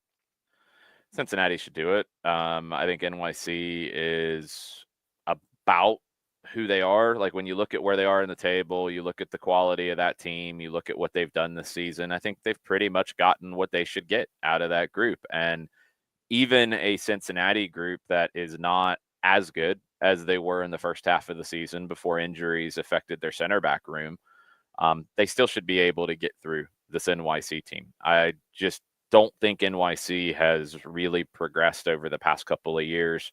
I think Cincinnati's got enough on both sides of the ball, and they should get it done. I think they will. I think they'll advance. I think it'll be like a 3-1 kind of game. It's not going to be a blowout, but I think it will be a semi-comfortable win for Cincinnati. All right, Jarrett, go for it. All right, I'm going to break the rules. I'm going to ask you a question about NYC because their coach has been in the news recently. True. With Nick Cushing, it sounds like he's going to be back at NYC. I know it's like a move that I thought he would be a guy who I did not think he would survive 2024. They stabilized. They were fine. Right move to keep him, and does it limit their ceiling potentially by doing so? I know that's like not really a fair question, but I'm asking it anyway. I think he's a fine coach. I don't have an issue with Nick Cushing as a coach. I don't think he limits their ceiling. I think they just need a better roster. I don't think they have a good enough roster to get into that top tier in the East. And, look at this season, that top tier has been Miami, Columbus, Cincinnati. I think Orlando is a step down. Cincinnati, you could say, is a half step behind Miami, Columbus. Now, Columbus, you have questions. Do they keep Cucho Hernandez? If they don't, you got to get that replacement right, or you're not in that same tier. Miami's going to be a year older. Questions, obviously, about how that affects them because you never know when Father Time reaches up and slaps you in the face. Atlanta's going to be better than they were this past year. They're going to have a better roster, and we know that for a minimum. You're going to have other teams in the East that are going to be aggressive and go out and try to make their roster better. So NYC has to do that. And if they don't, I don't think it really matters who the manager is. I think Cushing is a very good manager. I think he'll get the best he can out of what he has to work with, but he's got to have more to work with to be a contender in the East, in my opinion. Okay, since Jarrett went there, I'll go there and fill in the other holes. Yesterday, actually, the news broke during the show for a change. Jim Curtin out in Philly, and then Bruce Arena the night before is going back into the coaching business in San Jose with multiple titles. What do you think about those two? Bruce Arena to San Jose, he'll make them better. I don't like the multiple titles thing. I think even if you are that in reality, I don't think it's a good look because it's two full-time jobs. And I think it's very hard to do it.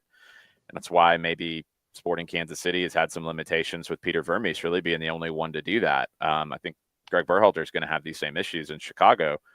You have to, again, even if you are the ultimate decision maker, I think I would not want it to be put out there that I am the sporting director and the technical director alongside being the manager. Would I want somebody in that role that I vibe with and I can direct? Absolutely. But don't put that on me. Like, put that on somebody else and I'll tell them what to do behind the scenes. Like that, to me, you just set yourself up for lots of criticism on two different fronts as opposed to just one. But I think Arena will make them better. He is a very competent manager. He did very well in New England before the wheels fell off. And schedule the New England game right now. Yeah, I mean, look, open the season with it. I'm fine with it. I don't know what happened exactly. There's all kinds of conjecture and there's all kinds of whispers. Like, is it somebody in Richie Williams who knew he wasn't going to come back, who found his escape hatch to stay in a role, which they had a bad year with New England Revolution too, but doesn't look like he's going anywhere. Is it that? Is it, Arena said things that he shouldn't have said, even if they were in private company? Is it Arena being an old man who probably is speaking out of turn for what 2024 going into 2025 is? Probably all of the above, honestly. He's a good coach. He's going to go there and make them better, but kind of go back to the same idea. Like, what's the ceiling for San Jose? It's not very high, because you have an ownership group that isn't really going to spend. And look, we had the same conversation about Arena going to New England. Remember, this was the exact same conversation about, well, why is he going to New England? They're not going to spend. Well, they did. And I don't think he would have went there if they didn't spend. Robert Kraft opening up the checkbook is very different than San Jose's ownership group opening up the checkbook, because you can actually believe that it'll happen in New England, and it has. I don't see that happening to the same extent, even in the ballpark of the same extent in San Jose. So will he make them better? Yeah. Can he get them into the playoffs? Absolutely. Do they need more talent to be a true contender? Yeah, and I don't think they go get it. And otherwise, you're going to ask your academy to develop it for you, and that's going to take time. They have a good academy. They've developed talent. I just think they're going to be better, but not that great. And I think ultimately it's not going to last for Arena. And the other question, because we saw it with New England, he took his core guys were there to go do that job. Well, one of his core guys in some way turned his back on him.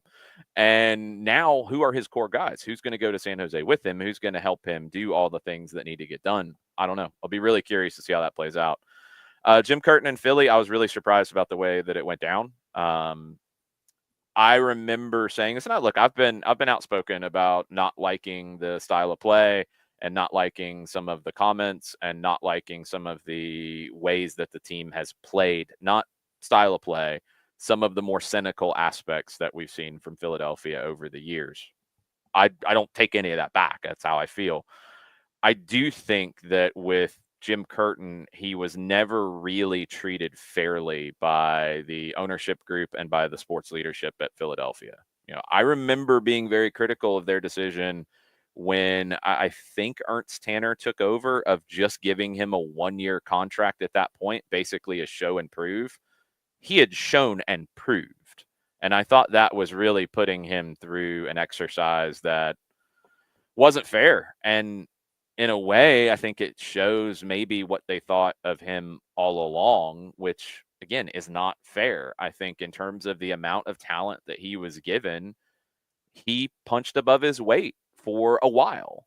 And we're never going to know exactly how it went down behind the scenes about bringing guys back for another year when maybe it was time to move on, trusting the young players or not trusting the young players. We're never going to truly know exactly how that played out. But in terms of the quality of the roster and in terms of the results, Jim Curtin punched above his weight for a long period of time. Some of that is down to the style. Some of that is down to a style that isn't really as reliant on star players. I'm surprised with what he did in very recent history. This year's really the first blip.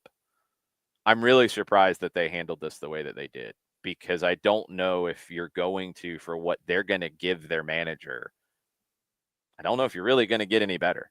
So we'll see. It's another group that, kind of like San Jose, you can put whoever you want in the dugout and in charge of the team on the field, but if they don't have enough weapons to work with, the ceiling's low. And I don't like to see it become an arms race of who's going to spend the most, but that's how you guarantee success the easiest way. Otherwise, you're going to have to be really creative. You're going to have to be really savvy in how you manage things with, honestly, less talent than the opposition you're going to be playing. So we'll see with Philadelphia. I think he deserved better on the way out. I thought he would get the chance to walk before they would push him out, especially after essentially 1 year of a dip where that roster's old and probably needs to be overhauled. And he's not going to be the one to do it. I don't know who is. All right, Jarrett, go for it. All right, I want to ask you a question while we get as we get into Atlanta and Miami finally, and satisfy people's requests. Something we talked about after the game, Jason, was the change that Miami made at halftime or after halftime, where they, Sergio Busquets wasn't available. You had a more defensive-minded midfielder in the game. You took him out. If Busquets is unable to go, how do you piece together that midfield if you're Miami, so you do not get absolutely massacred on the counter? Because Miami's going to dominate the ball almost certainly, but there are moments in any game where you cannot dominate the ball for 100% of it. You don't have an answer. You flat out don't have an answer in that position with what we have really seen, because Sergio Busquets and Yannick Bright not training this morning, according to reports out of South Florida. Yannick Bright is the more defensive midfielder of the rest of them after Sergio Busquets, who's such an important element for that team in the way that they play and the way that they stay organized, even though defensively he's a liability. Bright, not really a liability. I think he's been very good for this team. And when you have a team that is so top heavy like Miami, you got to hit on guys like Yannick Bright, whether it's from the draft or from the league or what have you. And they did. Well, he's going to be out. According to, I can't remember which player talked about it. He's not going to play. So how do you deal with that? I don't think there's an easy answer, because, we haven't seen Julian Gressel in this playoff series. You can't put him there and ask him to defend in that way. And Tata Martino has played him as a central midfielder, but he's a liability defensively, and we've seen that throughout his career. Who else can you put there? David Ruiz is out, so that would be another player that you could have put there. He's not available. You're going to have to put somebody there and ask them to do a job that they don't do. Can Benjamin Kermaski do that job? To an extent, he can run, he can do things, but he's not a 6. He's not a defensive midfielder. Do you put a Noah Allen in there? You played Noah Allen as the central of 3 center backs in the last game, which was crazy to me. It worked okay. I don't think Atlanta exploited it enough. But can you move him up and bring another center back into the group? Maybe. But this is where MLS rosters can bite you at various points, where you have limited depth, and you're going to have to make decisions on where that depth is limited when you construct a roster. Miami made a decision to have really 3 guys who can play the 6 role to varying degrees, and all of them might be unavailable. So how do you handle it? If you're Miami, I think you have to handle it by going out and trying to score 10 goals. Yeah. I don't think you can handle it in another way. So it's going to be fascinating, because that's generally not Tata Martino's MO in these games. When you get to this stage of the season and you get to these kinds of big games, he gets more conservative than usual. I don't think he's going to have that luxury. And if he does, look, he's going to have to find something in someone that we haven't really seen. And I don't think it's going to get talked about. I think it's just going to get glossed over. We'll be talking about it on the radio, because if he plays David Martinez in that role, for example, does he have the characteristics to be able to be a 6? Yeah, I think he does. He's never really played it. I'm sure there's some point where he played it for River or played it at Defensa Justicia, but he's not a 6. Can he be a 6 for a game for you because you don't have another 6? That's where you're down to the experience and the qualities of Tata Martino, and can he find that? Or is his option going to be unorthodox for him and say, well, we're just going to get hit there and we're going to concede goals, but we can score more goals than them at home with the offensive talent we have? I don't know what his answer is going to be without Yannick Bright and Sergio Busquets. And we had Michael Parkhurst on in hour number 1, and we were discussing pressure in elimination games. And you have the younger players that are there, the Kremoski age, and the pressure that's going to be on them in this match with the older players that have been there before, Messi, Suarez, Jordi Alba, etc., mixing that with the younger players who haven't been in that situation, the pressure, the emotional pressure of not wanting to mess this up. I think that ratchets things up also emotionally for Inter Miami, no matter how they line things up. Yeah, I don't know if the younger players are going to necessarily think about it that way. I think it's just pressure. I don't know if they're worried about letting somebody down in these moments and that kind of stuff. I'm really curious. I mean, Federico Redondo would be the other one, but you're going to ask him to stay home a lot more and try to figure that out. But Redondo's got to handle this moment. Diego Gomez has got to handle this moment. Tomas Aviles, David Martinez have to handle this moment. And the thing about it, when you really dig into how this game can flow, if Atlanta scores early, how does Miami respond? If Atlanta keeps Miami off the board for a period of time and it's 0-0 for a long way, how does Miami respond? How do the young players respond to the crowd getting antsy? How do the young players respond to that feeling of, oh crap, in the stands? I don't know. The veterans will handle it. The veterans will be fine with it. But how do those young players handle that? I think it's more of that than, this idea of, it's not Argentina in the World Cup in 2022 or Copa America in 2021, where the young players did not want to let Lionel Messi down. That's different. You're talking about a cultural icon and one of the last opportunities that they're going to have to win something.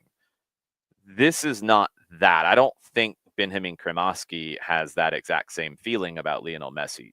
He's going to be one of the closer ones. Some of the other South Americans are going to have that to an extent, but it's not the same.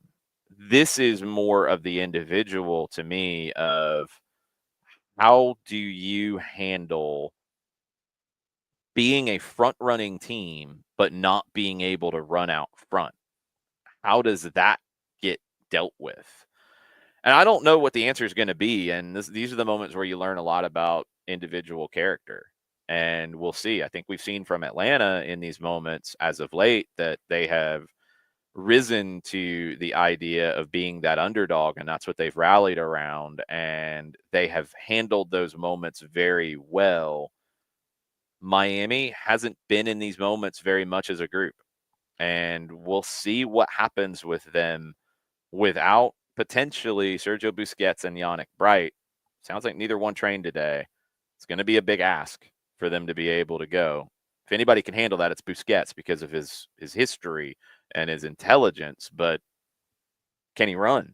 Because intelligence doesn't make those legs move any faster. How does Miami handle not having an ideal 6? I don't know. And Atlanta has to try to exploit that if that's the case. Go for it. And let's shift sides of the field now, because I do want to get to the flanks. Something we talked about as well is that Saba Lobjanidze might not actually have an empty sign on his tank. And the way he played and the way he moved, kind of trying to stalemate Jordi Alba, to where they're kind of, even if they're canceling each other out. I wanted to ask how you see that potentially playing out in a game 3. Jordi Alba is the player for Miami that scares me the most.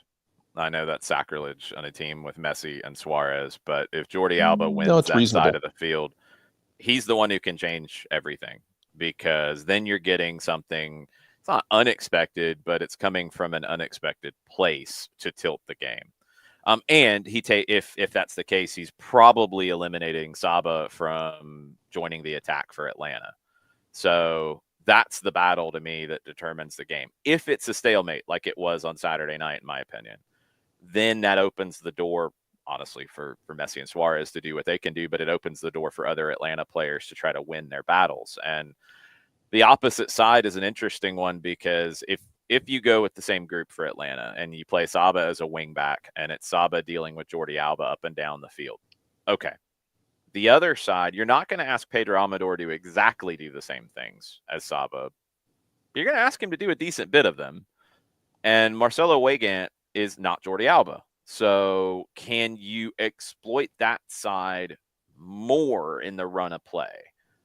I think so.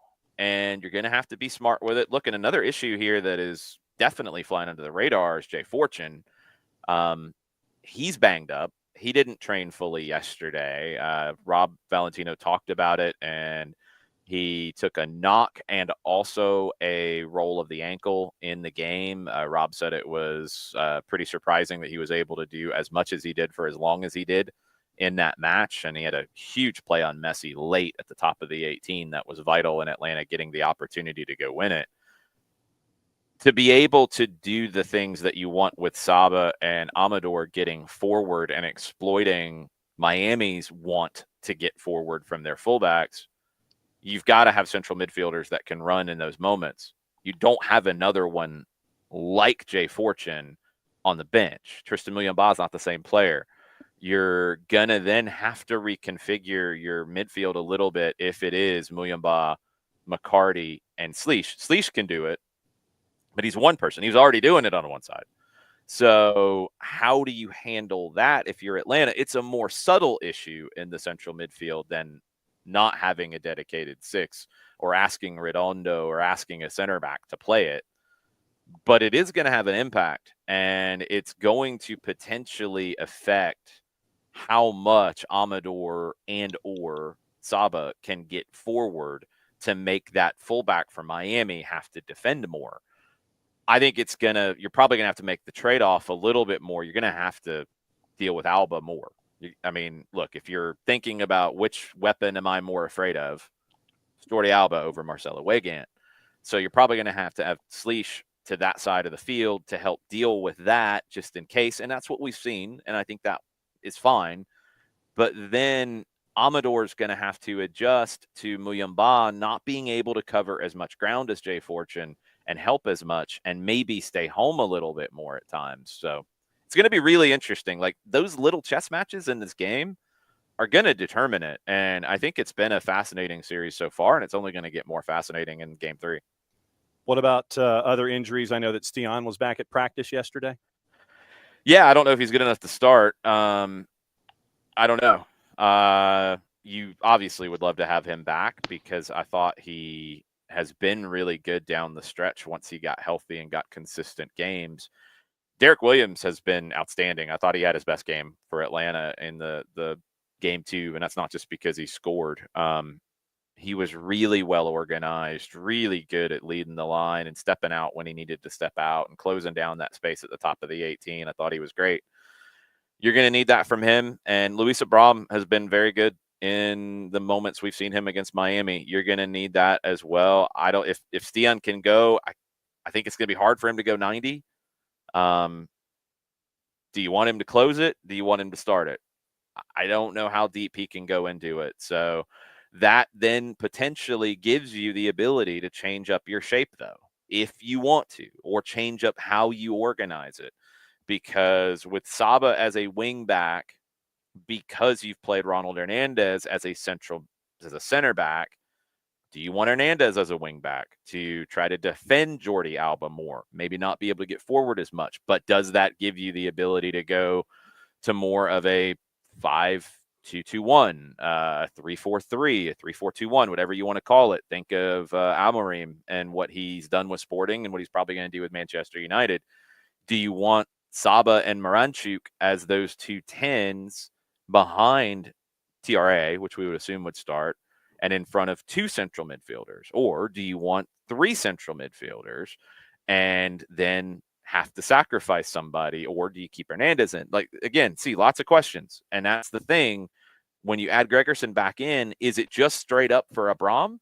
Or does it give you the ability to move other pieces around? If it doesn't from the start, it might at some point in the game. And that's what I kind of come back to with this one is game 2, the way that it played out, you really didn't have to make a dramatic change in the shape until the very end. And you didn't really have a clear-cut option when Fortune had to come off. You went aggressive with Silva, and it paid off. I don't think you start wide open aggressive here, But do you have to turn to that at some point? And does it give you the ability, getting Gregerson back, even with potentially losing fortune or having a limited fortune, does it give you the ability to get more of a 3 front or a 1 in front of 2, which can expand to 3 depending on how you want it to look? Yeah, it does, but I don't know if you start that way. So to answer the questions about the lineups and the individuals, I don't know how it starts. I think Rob Valentino has been really crafty in how he's put this team together in these games. I don't think there's a guarantee that it's different than the team started against Miami in game 2, but I do think you see more evolution of how the team finishes between the start and between the final whistle. All right, Jarrett, go for it. What else is on your mind? I just realized we're running Jason up against the clock here, and we're making him work overtime. To your point about not just the kids on the roster, but even the veterans on the roster, and we talked about this in all the playoff games, so why not just finish it off here? The longer this game stays scoreless or tied, how does everybody deal with that and deal with the pressure of, if you're the home team, I don't think you want this to go to penalties, especially with Brad Guzan deciding to, I don't know, enter his avatar state in the last month or so. But the longer it goes, how do players deal with it? Not just the young players, but even the veteran players of that pressure of, we got to get something. I think on the Atlanta side, they'll handle it fine. They're not going in to play for that. They're going in to play to win. It's a 90-minute game. It might not be wild risk-taking early, but they're going in to win the game. I do not think they're going in to defend and hold on. They're going to pick their spots. They're going to be smart about it, but they're looking for ways to win the game. For Miami, yeah, I don't know how they handle that. I don't know how they handle backs against the wall, struggling to score goals. I don't know. I don't know how that fan base will handle it. I don't know how the stadium will handle it. I don't know how it will feel in the building. You guys know what a feeling of that anticipation is in a building. You know it from your roles. I know it from my role. It's different in how it affects you on the field. And does it make you try to do too much? Does it make you scared? Does it make you too tentative? Does it, for some players, it makes them rise to the occasion. I don't know with some of these guys. Messi, Suarez, Alba, they've risen to the occasion so many times in these situations, and they very well could. And even if the young players around them struggle and fall apart, Messi's good enough to win this. Like, that's just real talk. You have to try to take that away from him. You have to try to take Suarez away and Alba away, and that's 3 guys you got to try to take away. But all of them are capable of rising to that occasion. The question is going to be, is the rest of the group capable? And even if they can't rise to the occasion, can they prevent making the mistake that ends up sending shockwaves through this league? Because, look, it's not a question about who the league office wants to win this game. And that doesn't mean something's going to get tilted. That doesn't mean there's going to be a bad call here and a bad call there. Those happen on their own. But everything is against Atlanta United. And they know that. Thought Brad Guzan's question about if there had been any punishment for Miami coming out late for the second half was very interesting, because I think it gives you the mentality. This feeds into the FEA attitude, doesn't it? That's something Atlanta United's going to feed on. When those moments happen in the game, and they will, it happens in a normal game in May. It's going to happen in this game too. There's going to be a bad call. There's going to be a call that you think is a bad call. There's going to be something that drives you crazy.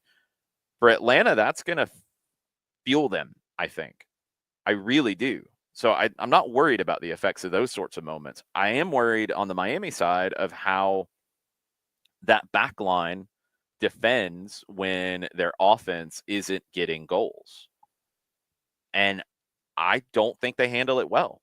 But Atlanta then has to topple them over, and they have to find a way to be attacking enough and in the right spots to punish Miami. If Miami comes out with the same group and Noah Allen's at center back, Atlanta has to find a way to get crosses into Jamal TRA matched up with Noah Allen.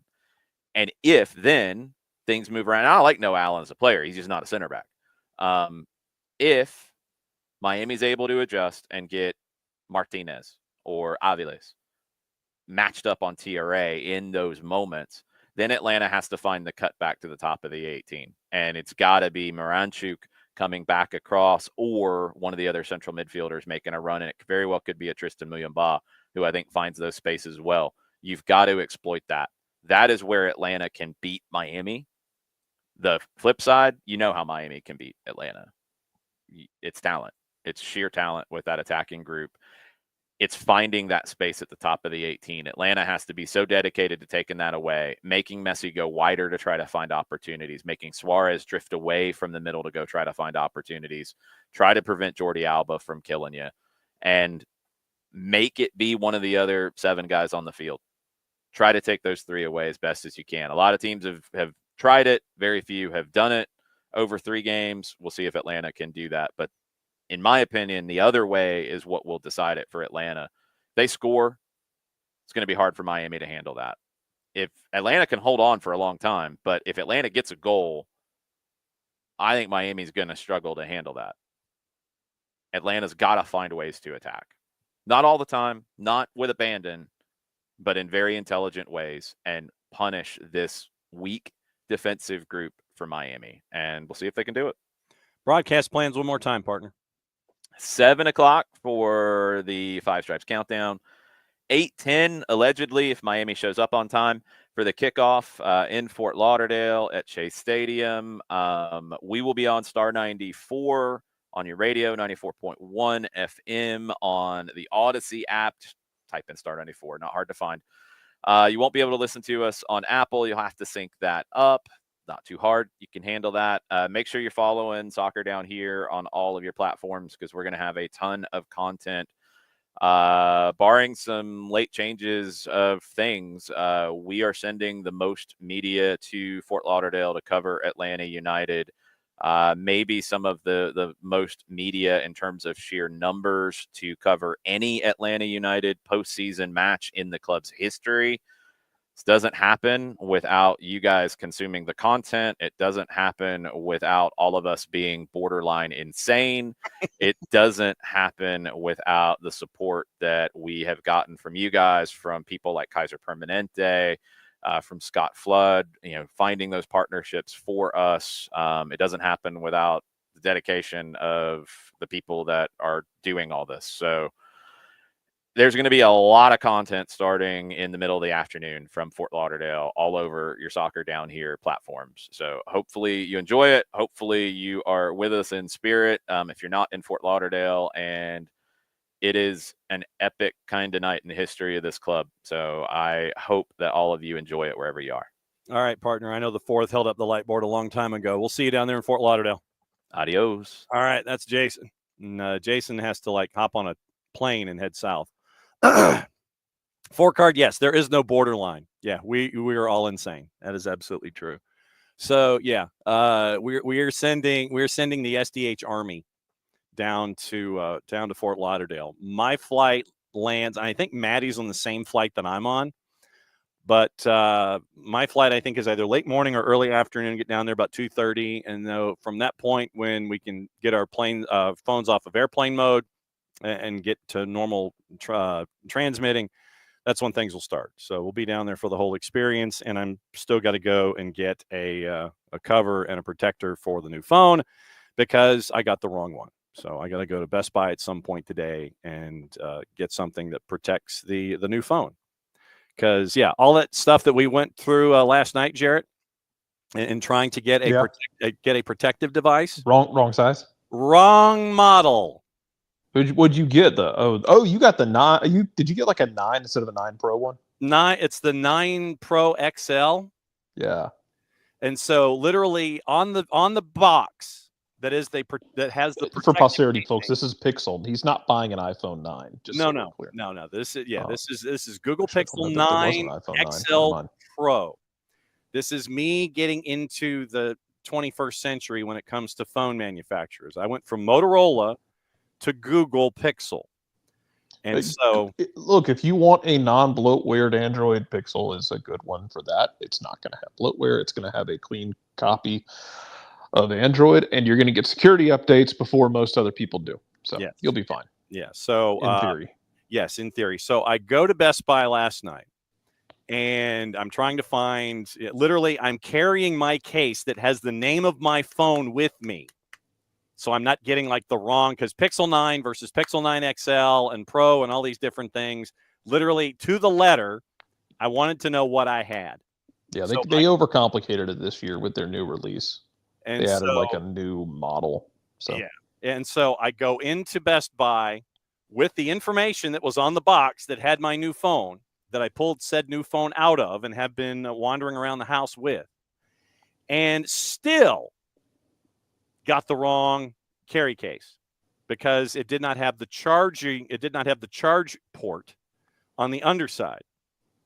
Even though it said it was the right box and the right model, it did not have the charger entry point on the casing. So I have to go back to Best Buy, exchange the case, and start all over again. So yay me. So I got to do that before tonight's Carver Atlanta Hateful Charter game on GPB.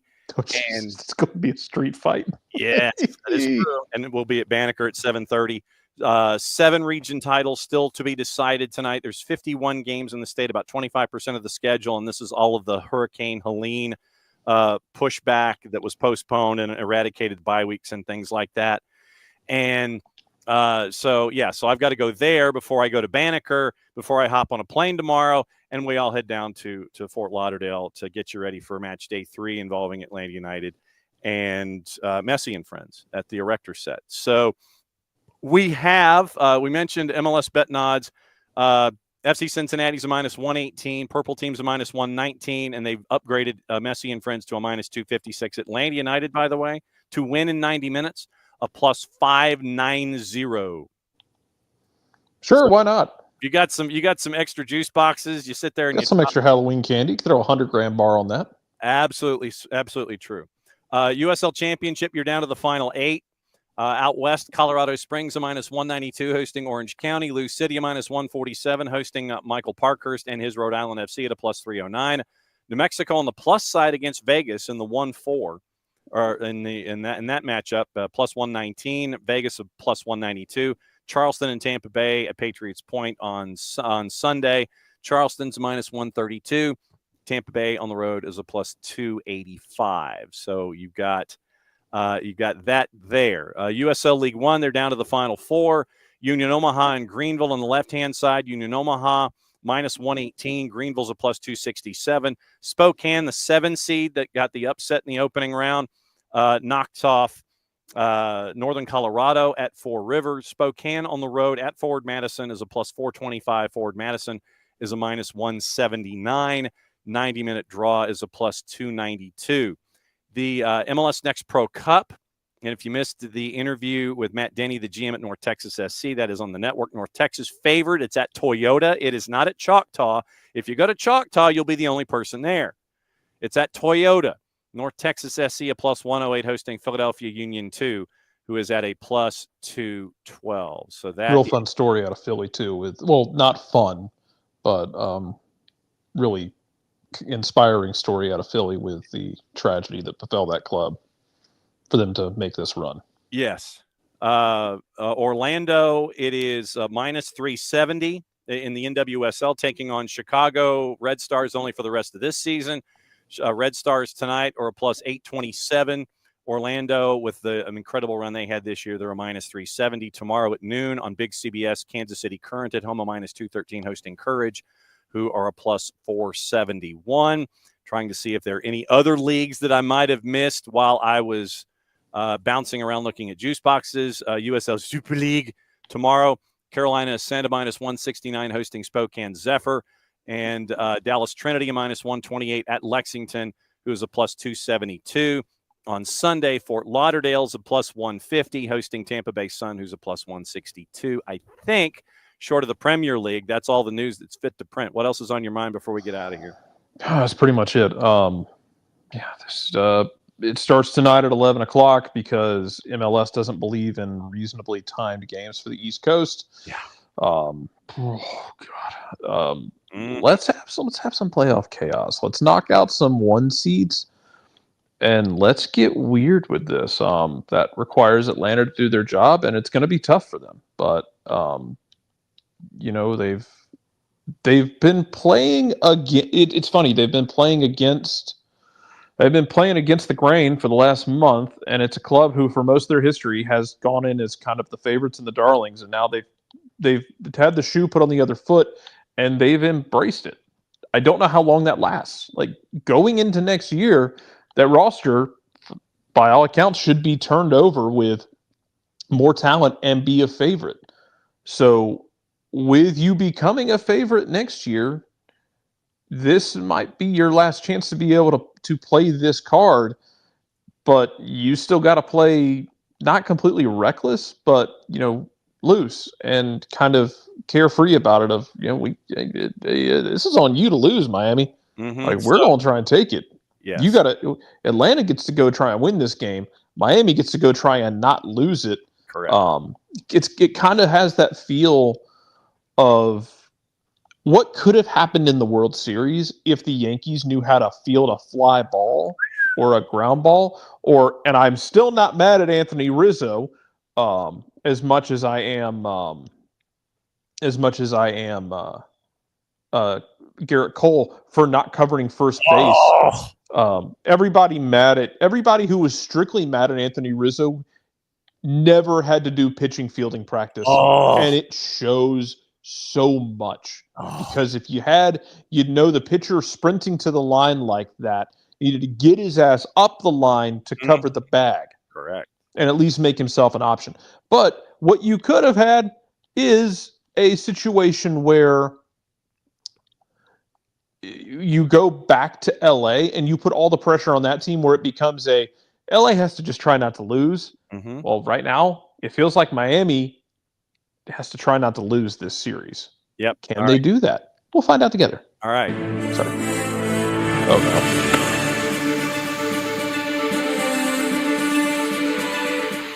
You know how we've been keeping an eye on Michelle Kaufman and her 280-character app? What happened? Training update. Per Tata Martino, Busquets, Bright, and Ruiz all out. Busquets, a contusion in the first playoff game led to pneumonia-like issues. His return timetable is unknown. Yannick Bright might be back next week if they advance. So, no Busquets, no Bright, no Ruiz for this matchup. Okay, well, good luck, everybody. Yes. So that is that's your update before we get out of here. Like I said, well, I'll be down there in Fort Lauderdale laying it all out for you. So that's your Inter Miami update. Let's see who the 6 is. Let's see who the back line is as Atlanta United makes their way down south. So, Jarrett, it's that time on a Friday, so that means we got to say goodbye, but we got to say goodbye in a particular manner. Play it safe, everybody. We'll see you from Fort Lauderdale. It is that day of the week, so we got to go this way. See you later. And maybe I don't know. That's great. You sit there and you tease up everything and you forget to move the volume up. Good job by me. Way to go, Nelson. All these teases and you screw the damn thing up. So let's try that again. Let's see if it recycled itself. I doubt that it did. But once again, we'll see you from Fort Lauderdale. We'll see you here on The keys on the typewriter had sharp points that kept sticking into our fingers. The dictating equipment started asking us questions.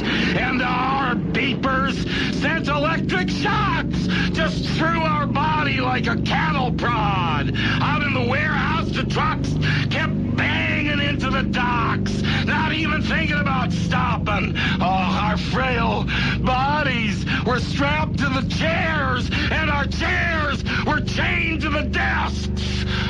Our pleas for justice were ignored, and the end seemed near. But we busted our slave drivers' little bitty balls. We've charged out of their brick fortress. The streets are